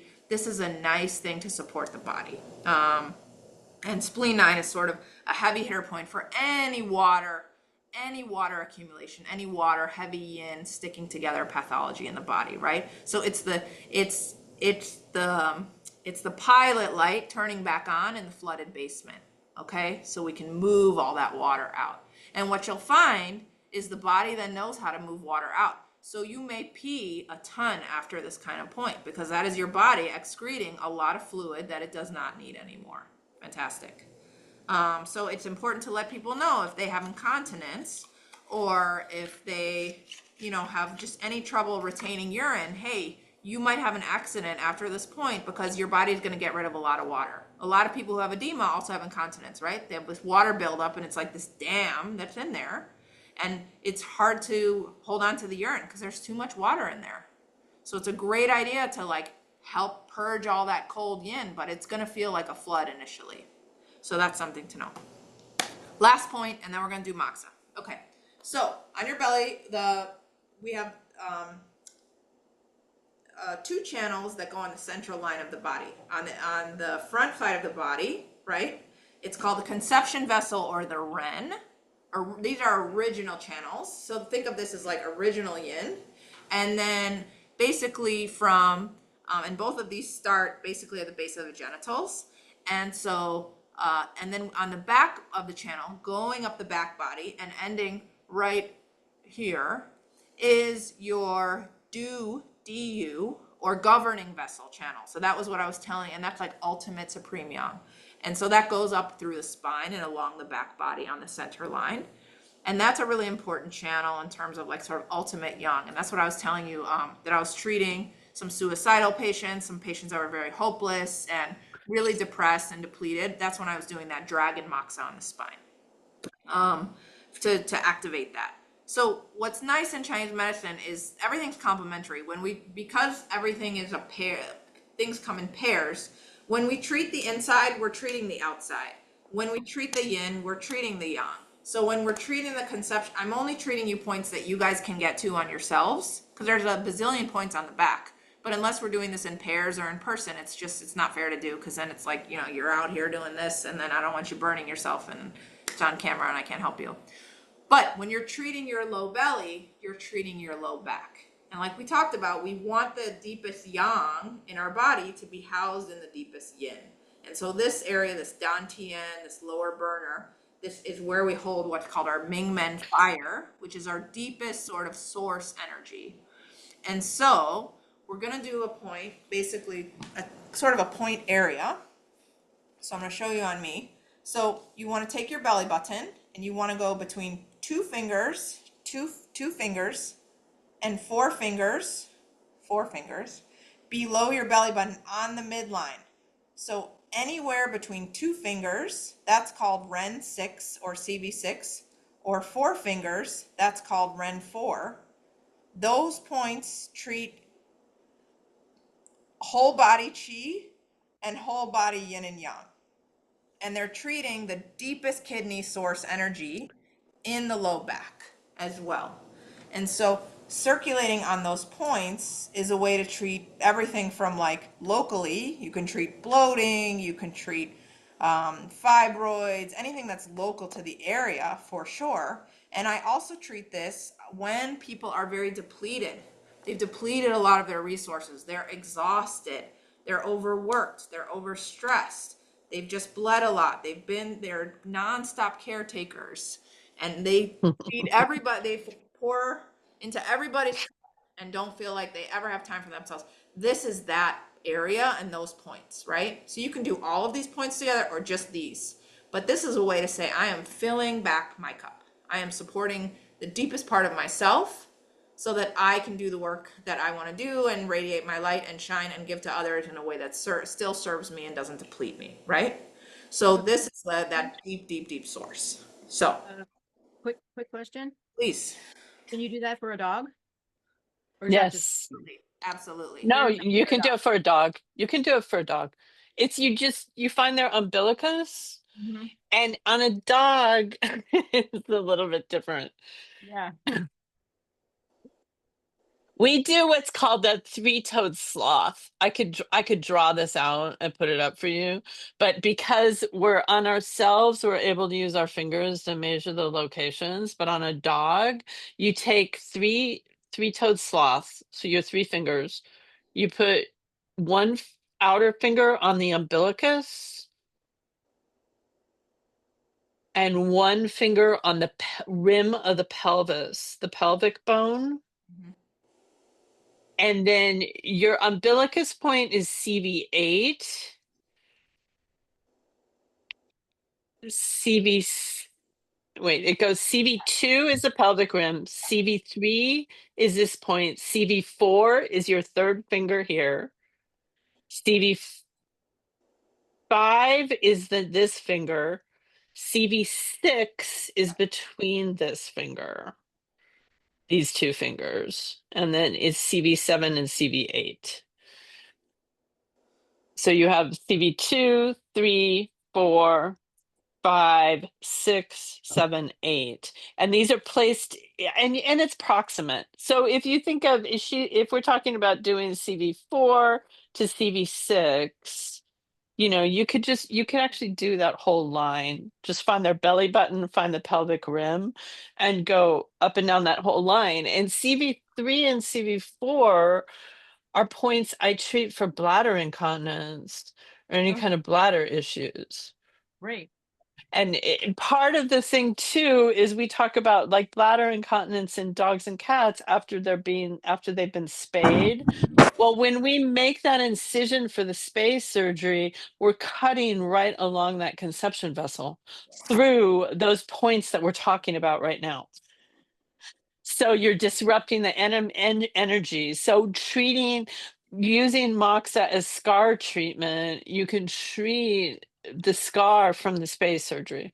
Yeah, I can feel or that from swelling. any, and Yeah. you can and on Daisy, especially since she just had that surgery, you Right. know, you can treat that whole area. I mean, Mox is really it's so safe to use as long as you don't like have a boiling infection or massive, but you know, it's fine.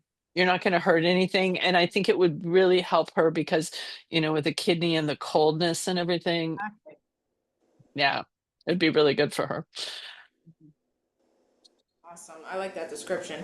Yeah, and CV8, like Dr. Josie said, is what I was talking about, where it's basically it is the umbilicus. So for us, right, if you especially Yeah. if you have an innie, that's where there's that is where acupuncture is absolutely prohibited, and Yeah.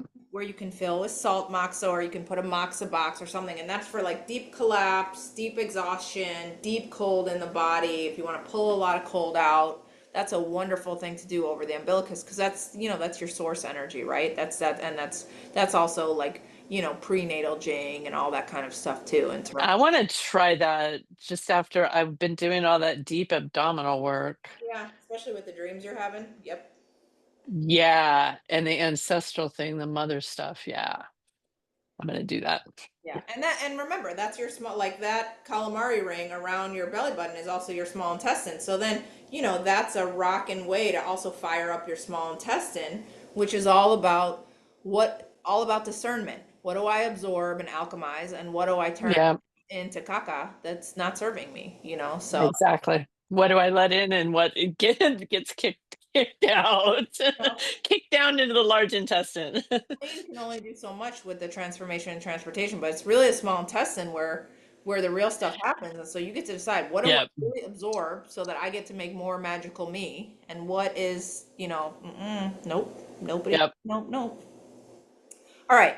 So any question on the location or function of these magical points that we're gonna do now? Did I just hear you say something about a point that you absolutely didn't do? I kind of missed that. There's a point you absolutely don't needle. And so when Dr. Josie was talking about the umbilicus, that's called CV8. So that's your belly button, right? The umbilicus is a belly button. Dogs and cats don't have a button, right? They don't have that. And so in terms of You can find it. It's like you can see it on dogs and cats, but it's very small. It's kind of like a weird little wrinkled area yeah, on right. their And you find midline. it sort of going from their waist area, and it's right there. But From their, yeah, if you follow where their ribs end down around, you'll find the belly button, but it's not like a big innie like us. It's like right. a little, Josie, would that be Candy's umbilical hernia from being a baby? yeah, yeah. Because that Yeah, it's where the hernia, it's where an umbilical hernia is. That's where the belly button is. And Yeah. quick question, do they get bigger when they go in heat? Because both her and her sisters got bigger. The umbilical hernia did? Uh-huh. Yeah. Well, I mean, if there's like swelling or inflammation in there, So it it's might pushing it pooch out, push more fat out into it. Usually it's just mental fat that comes into that umbilical hernia. Oh, I know. I pop it up all the time. It's so Yeah. Yeah, you just don't want the hole to get any bigger, and you don't want an intestinal loop to sloop through that hole. right. You know? Exactly. Yeah. Yeah, but an umbilical hernia, that's like leaking, right? It's like not holding in. It's where the body doesn't seal that fascial layer doesn't seal up. So it's not holding things in the abdomen. I've been pushing it in and it's better now, but it's like I want to take care of it when she gets spay or OSS. I don't want to. Yeah, because they're gonna make the incision there anyways. So all they have to do is extend it up a little higher, and you're do the stitch. So yeah, I'm extending.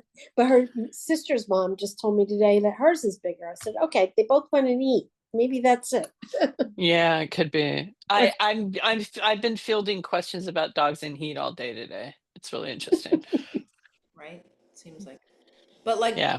Rosie said, anything where there's not holding or containing, that's Yeah. like leaking out. That's a yang deficiency, right? Because the yang are all the activities in the body. So it's not just moving and flowing, it's also holding, right?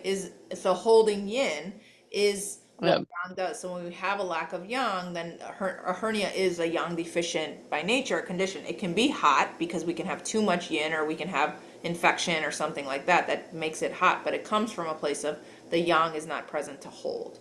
And so yang deficient conditions can also be things like slow progression, slow development, undescended testicles. It can also be like slow brain development, slow progression.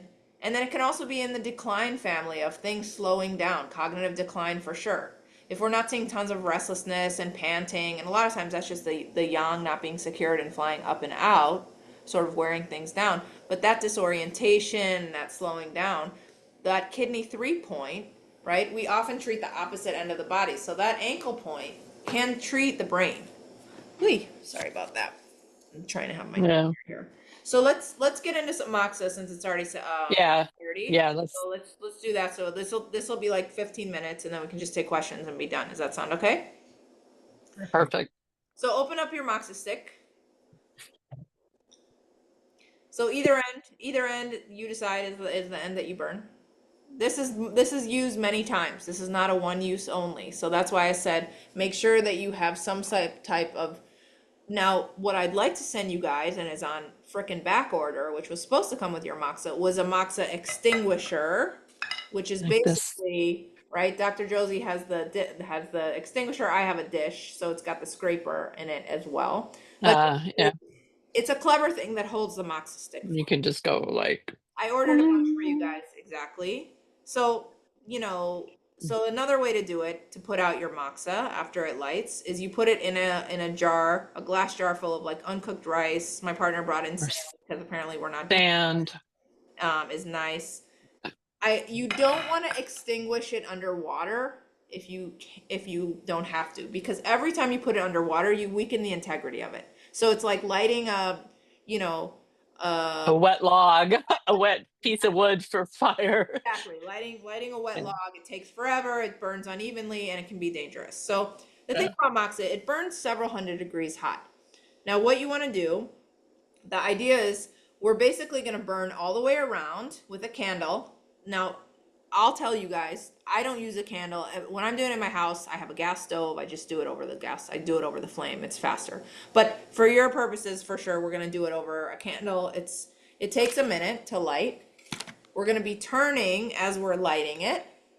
And then we want to have some kind of a dish nearby, because what's very important with moxa is ash builds up on it. We're going to blow it every so often over our dish so that we see sort of orange embers. But ash builds up, and what we don't want to happen is so much ash builds up, then we have several hundred degrees of ashes falling on us, falling on the person we're moxing, or falling, God forbid, on an animal and singeing them, because nothing, creates more distrust than a cat who's suing you because you burned them, so we don't want to go there. All right, so candle, tea light, whatever you got, let's light it. I'm going to hold the moxa. So I'm going to hold it like this. I'm not doing it directly in. I'm holding it like this, and I'm rotating it every 15 seconds. And I'm doing like the last, I don't know, centimeter of it. I'm not going from the middle. I'm just doing the edge of it.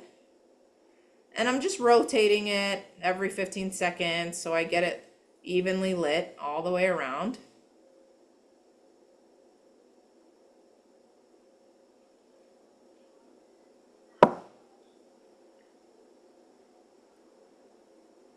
Yeah, it takes a little bit to get these lit, doesn't it? It takes a while to get these going, right? So those herbs are dried and jam-packed in there. And you can also come, I don't go directly parallel in, but exactly how Dr. Josie's doing it, or you can kind of come at an angle.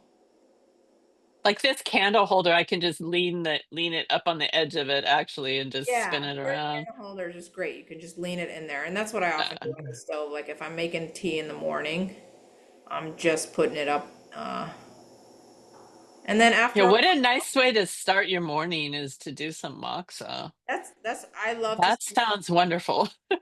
A lot of people do it to close down their day, and I think that's nice, sort of anchor the yang, but it can be active, right? And so depending on how you, right, everything in Chinese medicine is like there is no one size fits all. It's individual, so you get to see how it works for you. Does it activate you? Is it actually like a warm hug, so it really relaxes you and it puts that yang finally down in the yin, so you feel like, oh, like after you took like a, if you like to take a warm bath or a warm shower before bed, where you feel like that's so relaxing.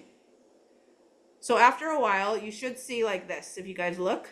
So like 3/4 of the edges, there's a little bit of that ring of fire. So then I'm gonna blow on it, and you see it burns orange. And that burns several hundred degrees. So I wanna get it evenly lit all the way around.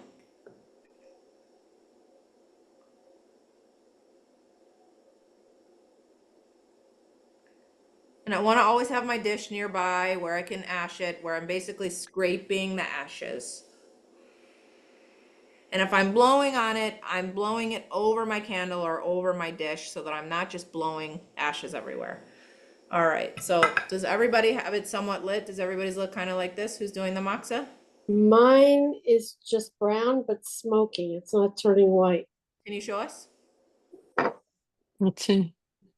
Okay, Yeah, so just keep it's just not lit enough. So just keep putting it back in the flame. keep putting it in the flame, Julie. It takes a while. Good. Mardell, can you show us yours?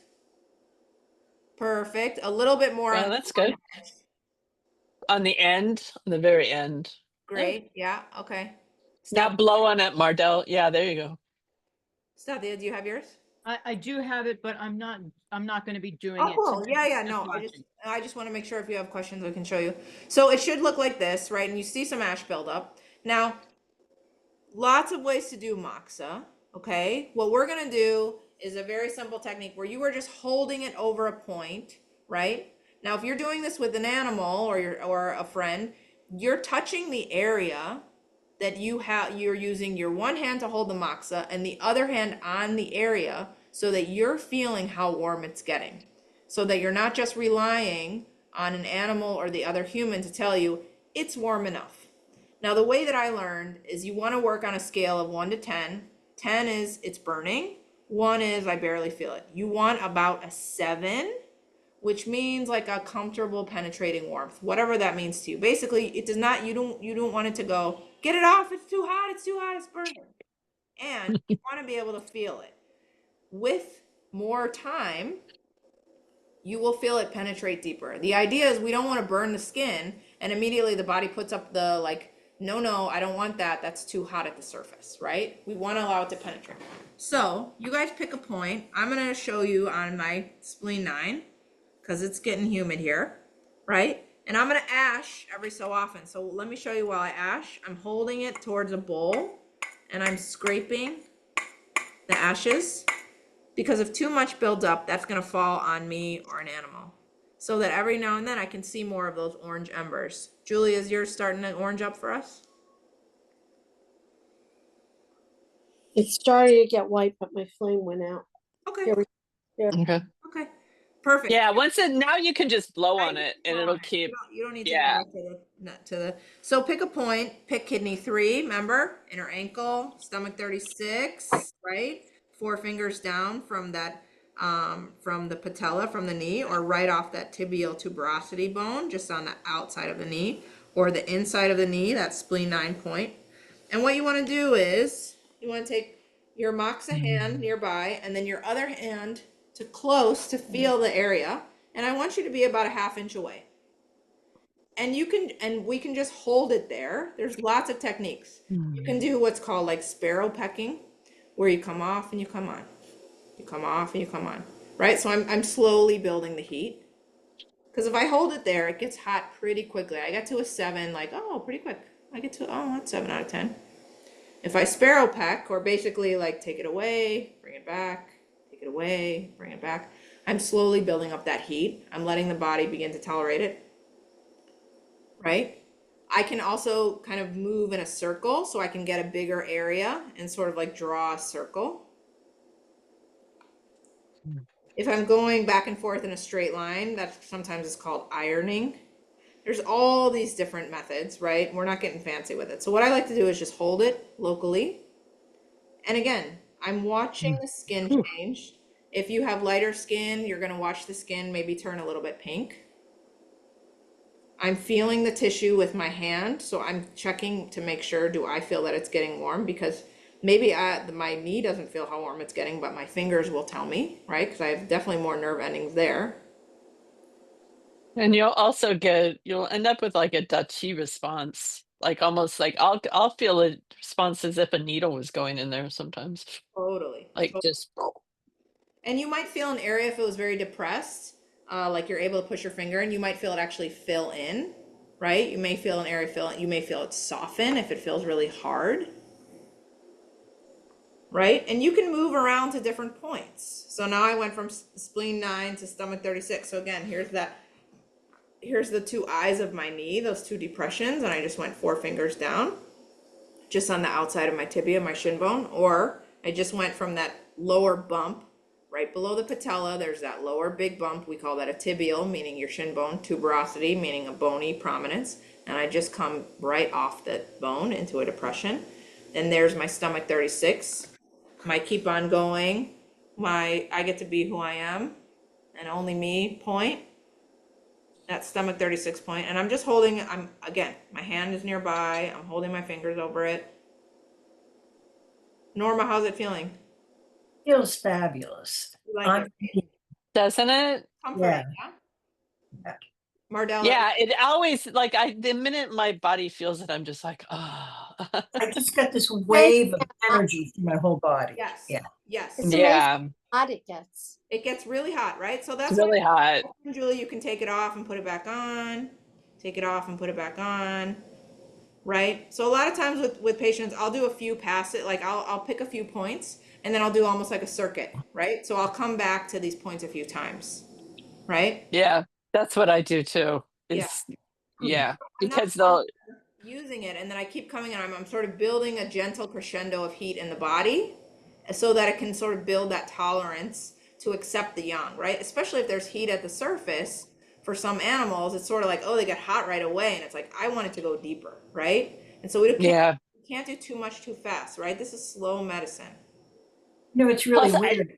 As I move from one point to the next, I get that renewed wave of energy through my entire body. It's really wild. Right? Your body gets the message. Yeah. Right at each one. And then you can follow it. And sometimes it'll show you, it'll light up the channel for you. It'll be like, oh, I'll do a stomach point, and then it lights up the whole stomach channel, right?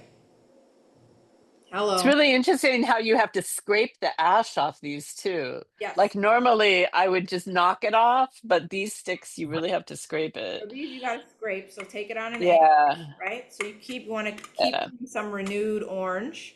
If you see a lot of white ash build up, then it's time to scrape it. And you'll see every time, obviously, you scrape the ashes, it gets pretty warm again. So just be mindful again. Non-moxa hand near the area you're moxing, so then you can feel how warm it gets, especially if you have compromised circulation. I tend to get cold feet, so any feet points for me take a little bit longer. You know, the more we live in our heads, right? We're on our computers, we're on our screens, we're thinking, we're processing, right? We're very not just like, you know, umbilicus and above, but we're like neck and above. So doing anything on your feet is a way to encourage you to be more in your whole body and grounded. I know with an animal, I can tell what's happened in a treatment, where we've moved the body by what part of the body shakes.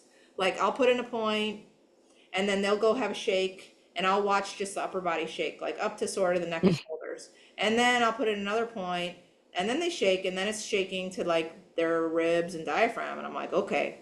And then we'll get another point and then they shake and they're all the way down to their spine and tail. And I'm like, oh, that's like the big yawn, right? Not this yawn, right? That we all stifle ourselves. But when you watch an animal, you get the good, like,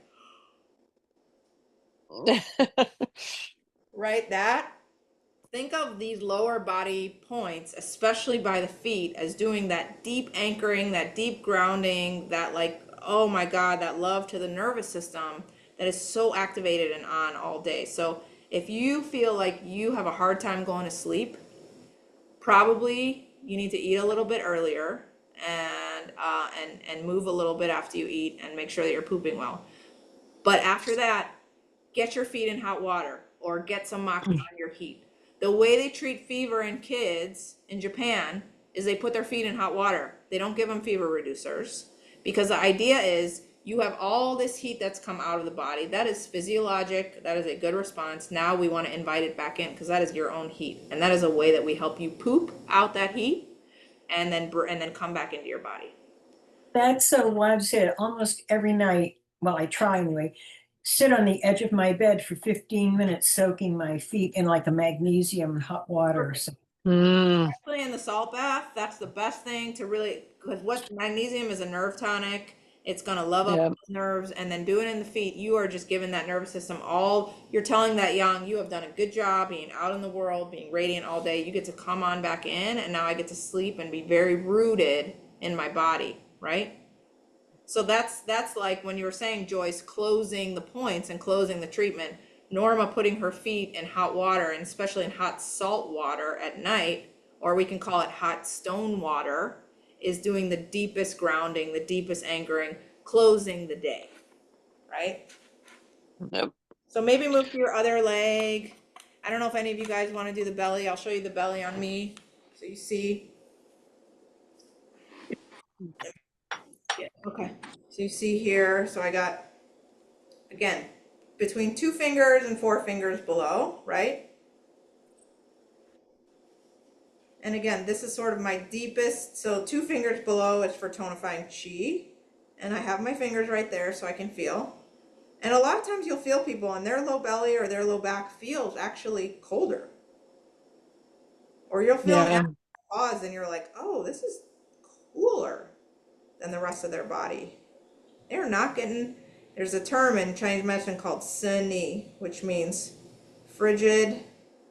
It's like seni is like reversal of the 4 limbs, and so it's frigid extremities, either because you don't have enough yang period in your body, or because it's all stuck in the center.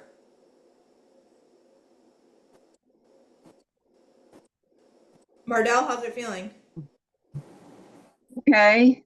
I'm trying to like write down what you're saying and do it all at the same time. Oh. Well, it's being recorded too, so you can, it's going to be recorded, so you can go back, Mardell, and make notes. I know.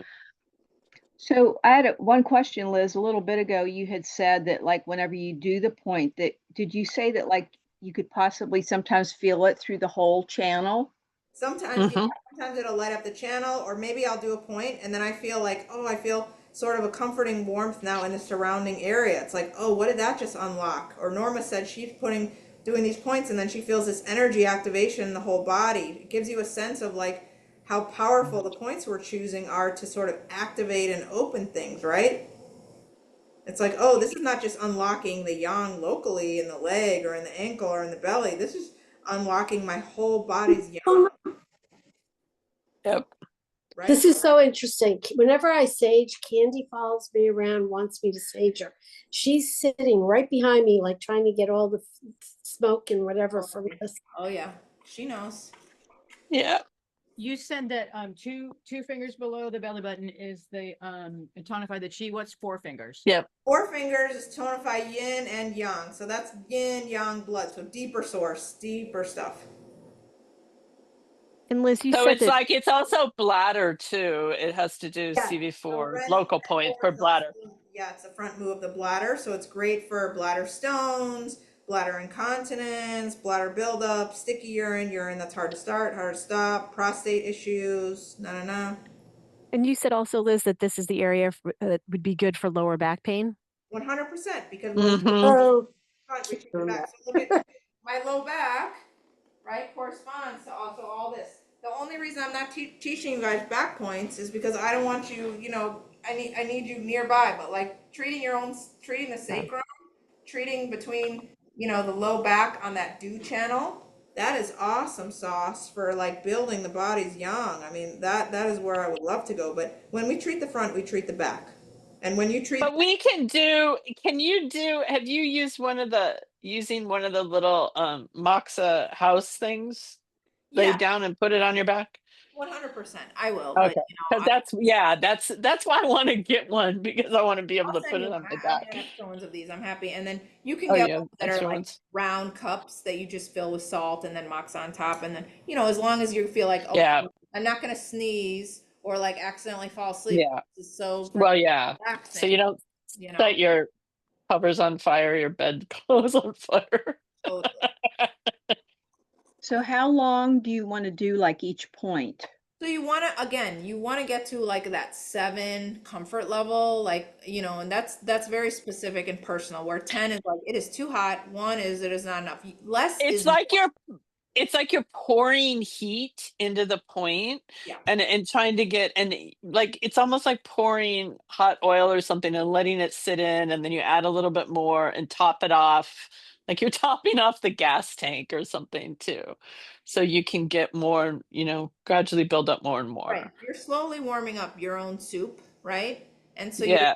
it's your fire underneath your own cooking pot. And so for some people, especially if you have a mixed pattern where maybe you have a little bit of anxiety, insomnia, and you tend to sweat easily or get hot easily, it can feel hot at the surface. And you're like, a little bit is enough.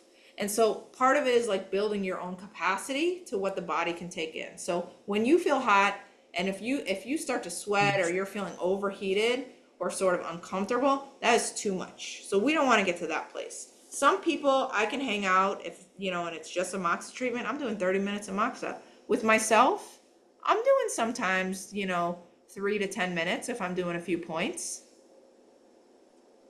But again, it's a comfort thing. And everything with Chinese medicine, I would say less is more. Start slow, see how it feels. Is this comforting?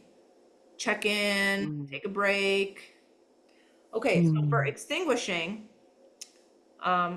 once I get these in, I'm going to send all of you guys a extinguisher dish like Dr. Josie has, right? So it's basically a perfect thing that matches this, so you don't have to worry about it. My least favorite way of extinguishing this is putting it underwater, because A, you don't know if it's fully extinguished on the inside, and B, like Dr. Josie said, it's like every time you have to relight it, it's like lighting a wet log. And so it can break off more easily as well, which is not ideal. So if you have a jar with rice or sand, you can just sink it in there and it will put it out. If you have foil, we just had like That's an idea. Then you can make, this is like from takeout today. Apparently we had a burger in here, so I don't even have foil in my house. You can make a foil pouch and put it in the foil and then just close it up and then just make sure, so I'll show you in the foil. Just make sure then it is in a dish that can hold that heat, but you want enough foil that it's like that, okay? And then you put that in a dish where it is not a problem to receive heat, so you can put it like in a dish in the sink or something like that, right? Where it's like, it's not gonna burn through the porcelain. And then the next time you want to relight it, now it looks like this, okay? And it takes, consider it a good 30 seconds to like make sure, we want to be like obnoxious and make sure it's totally out. I've definitely like left moxa lit before, and that is an exciting adventure I don't recommend. Yeah, I would leave it, if you're in your house, I would just leave it in that holder or the sand and let it sit there overnight. Just leave it there. Don't mess with it. And I would, Yeah. just for extra safekeeping, put that thing in the sink then, so if, Yeah. God forbid, it's not lit, the glass shatters, the rice wants to cook, who the hell knows? Some fun, miraculous act of, joyful adventure that the gods are having a great time. It's in the sink, it's not Exactly. Exactly.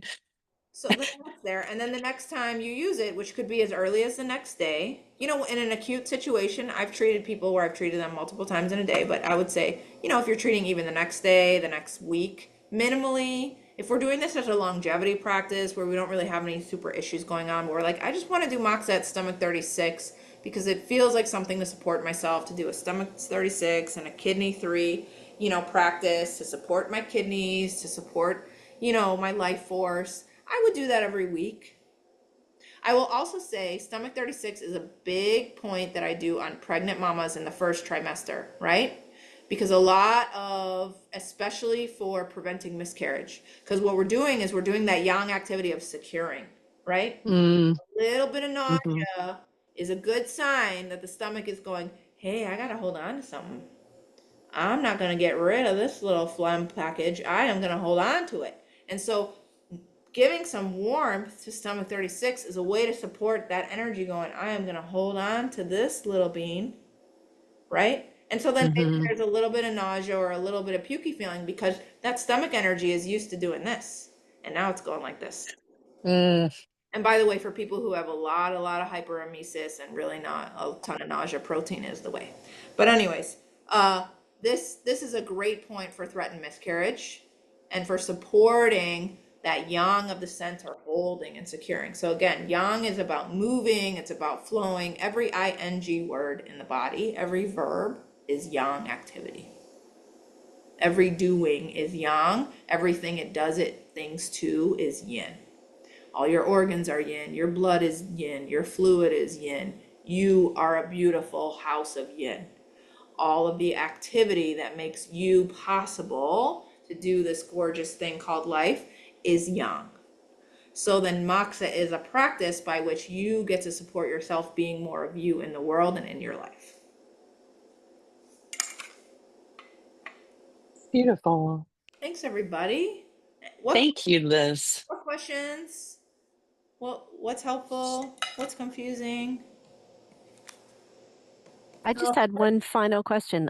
You said that you really can't overtreat. Is that true? Like, so if you're treating lower back pain, like just kind of an acute lower back pain, is it safe to do like a daily treatment, maybe for a few weeks, or like can you overtreat? You absolutely can overtreat. I think it's Okay. finding the right balance for each individual and whatever season they're at and whatever's going on. So I think certainly a daily practice, if it's just a couple of minutes, especially for an acute scenario of like pain, everyday pain, and an injury, something that's blowing up or something like that, absolutely you can treat daily. And if it's, something that's just part of your many practices, you're also getting massage, getting acupuncture, doing Pilates, you're walking, whatever you're doing, it can be part of that practice. But you can absolutely overtreat where you're just, in areas like, hey, I have this is too much heat now, right? So, and the body will tell you that.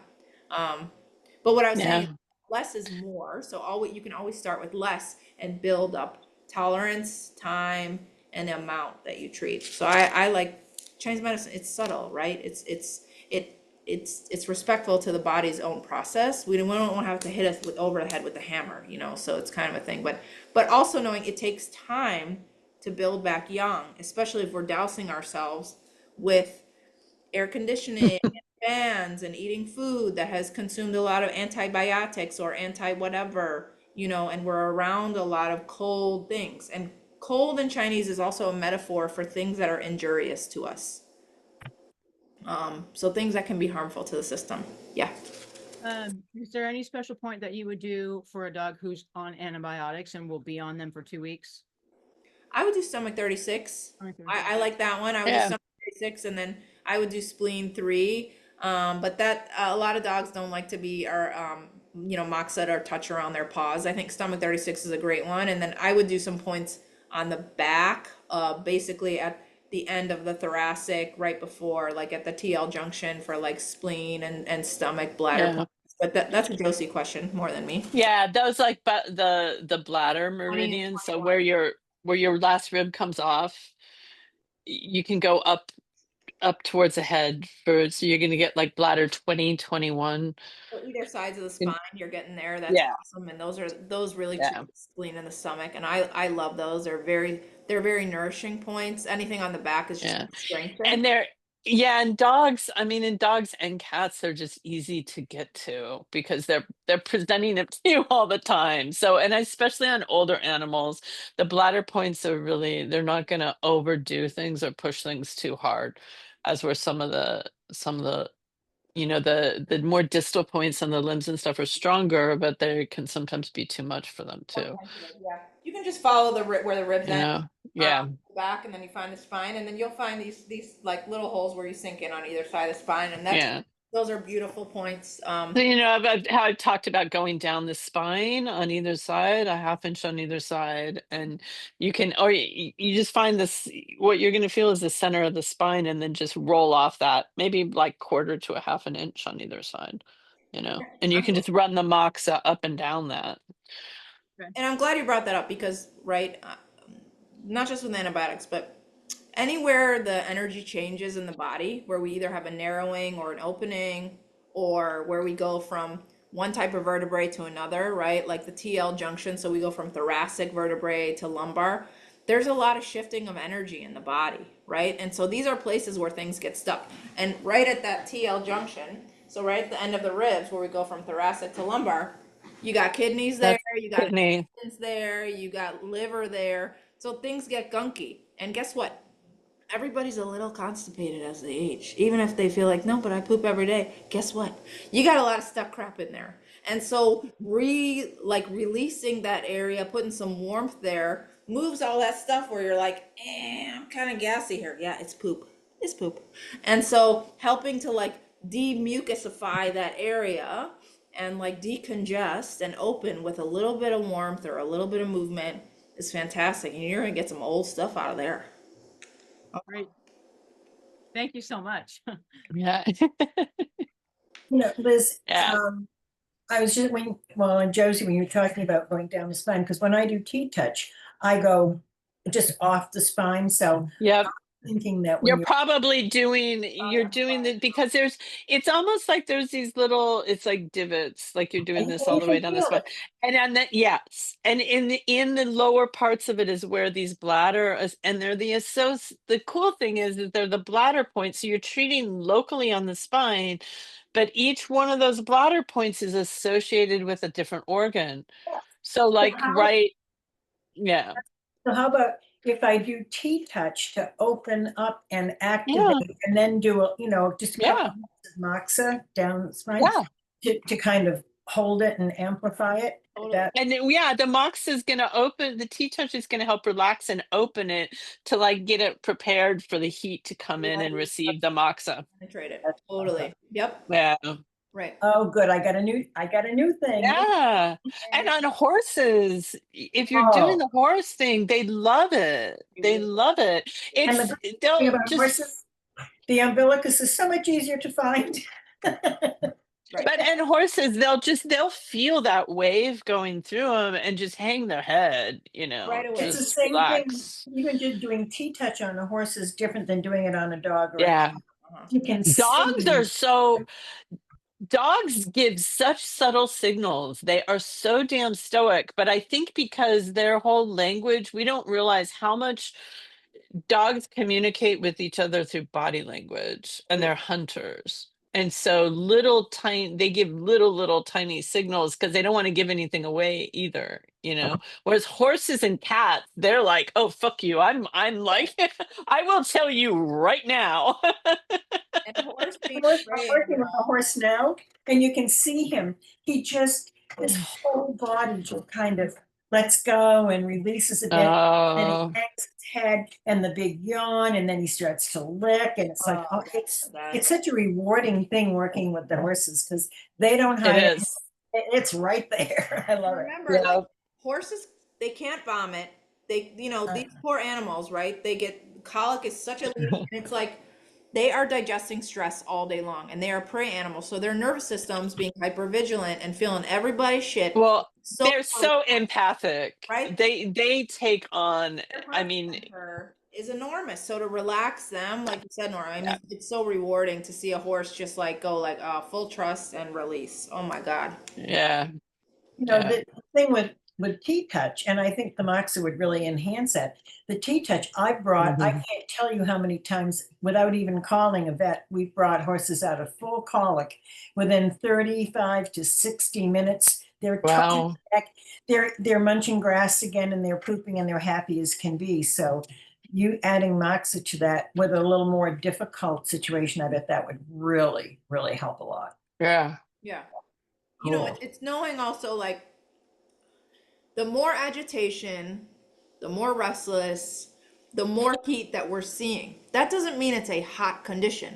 That means it's at the surface. That doesn't mean don't do moxa. It means be careful with heat, because if we're meeting heat on the outside of the body, it may provoke more heat on the outside of the body. So it's understanding, can I anchor the heat? Can I invite the heat back down? And the understanding is with a lot of horses, right? The colic comes from a cold condition, or the fact they have HCl going throughout all day, and their animals are supposed to graze. We're not supposed to feed them twice and keep them locked up and all the things. So they have a lot of constraint that then gets hot, right? And that's why my horse is so sad. And she has hay or grass 24/7. And she doesn't, she's not 1 ounce overweight because she paces herself because she knows she's always going to have it. So she's not like frantic. She's the most laid back horse on the freaking planet. You're honoring her. Well, we had to, yeah, our 2 horses, we never, there was a little lean-to they can go into to get out of the weather, but they were never stalled. They had 5 acres to wander in. Not a single cowlick problem in like 20 years. Those 2 horses, they need the walking to digest, and then holding the head down to graze. That whole thing is Well, and Promise only gets like a handful of grain in the morning and at night. Yeah. It's an organic feed from a local farm made by a Mennonite farmer for me, but I feed on out of ground feeders. I never use an elevated. Yeah. I never use a hay rack. Those things are so stupid. People do it all the time. It's crazy. Yeah, horses are not picking leaves off trees like giraffes. They're meant to have their head on the ground, you know. My Arab used to like to eat poison ivy off trees, but that was just God. Poison ivy. He loved it. Sounds like an adventure. I don't know what if I knew then what I know now, that was 40 years ago. If I'd known what I know now, I would have asked more, and I would have been more inquisitive about why he thought he needed. Because poison ivy is a homeopathic remedy. Yeah, I would have, and he was great, healthy all the time. So yeah. Cool. Hey guys, I have to go walk Daisy because she's ready to go out now. But I just want to say thank you so much. This was amazing and wonderful, and thank you for the moxa sticks. Like, thank you. I'm grateful. Yeah, it's a great tool, and use it on yourself, Cynthia, not just Daisy. Use it on yourself.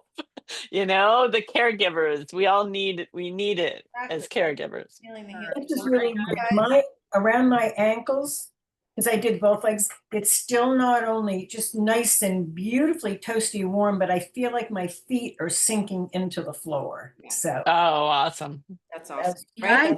I had a question about that too, because I pretty much did the pecking and like never really let it get very warm, or never got it to a point where there was a sensation of warmth in there the whole time. I would feel the little bit of warmth and then I would go away. Okay. But both of my medial, kidney 3, right? You got it. They both still feel warm. And it's almost like my chronic cold feet for 63 years are maybe not cold. It's like, holy shit. Okay. Did I do too much? No. No. You're just inviting it back into your body, and your body's so wise it took it and it said, I don't need to dissipate this. I get to hold this and hang out. That's a good sign, Elaine, when you're asking, like, can we treat too much and whatever. If the heat goes away right away, or if somebody doesn't feel warm right after the treatment, it tells you, oh, they can probably take more warmth or more frequency, right? I have a patient that's 92, so probably a little cold, right? She's been on, her family decided to move back during COVID and do all the fun interventions with her that we're not going to mention. So she was not on any meds, and now she's on all the meds, all the antis. And so she's very cold, and she has to pee all the time. And so I do moxa on her, and it feels fantastic. And then by the time I leave, I don't know, 15 minutes after, she's like, I don't feel warm anymore, because she's full of cold. So we got to do it more regularly. And I'm working against a lot of cold in the system, right? Because she has all this yin there, cold, urine, fluid sitting there. And then she's on a lot of cold drugs, anti, blah, blah, blah. Wow. That makes sense.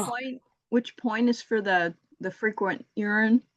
So you can definitely do that lower, that four fingers below for sure. And for sure the kidney 3 point, the inner ankle one.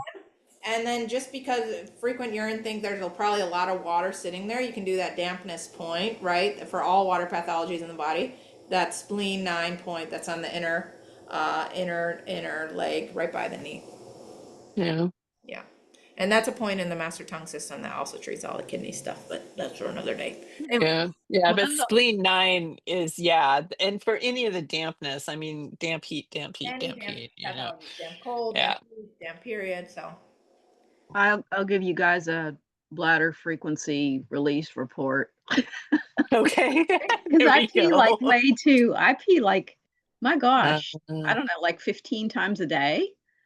So do the one on the lower belly and definitely do that one and watch to see how your body starts to do that. And then if you drink cold things, drink warm.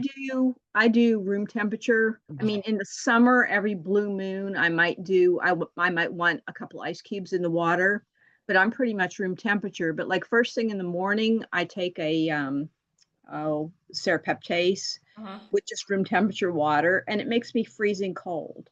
Yeah.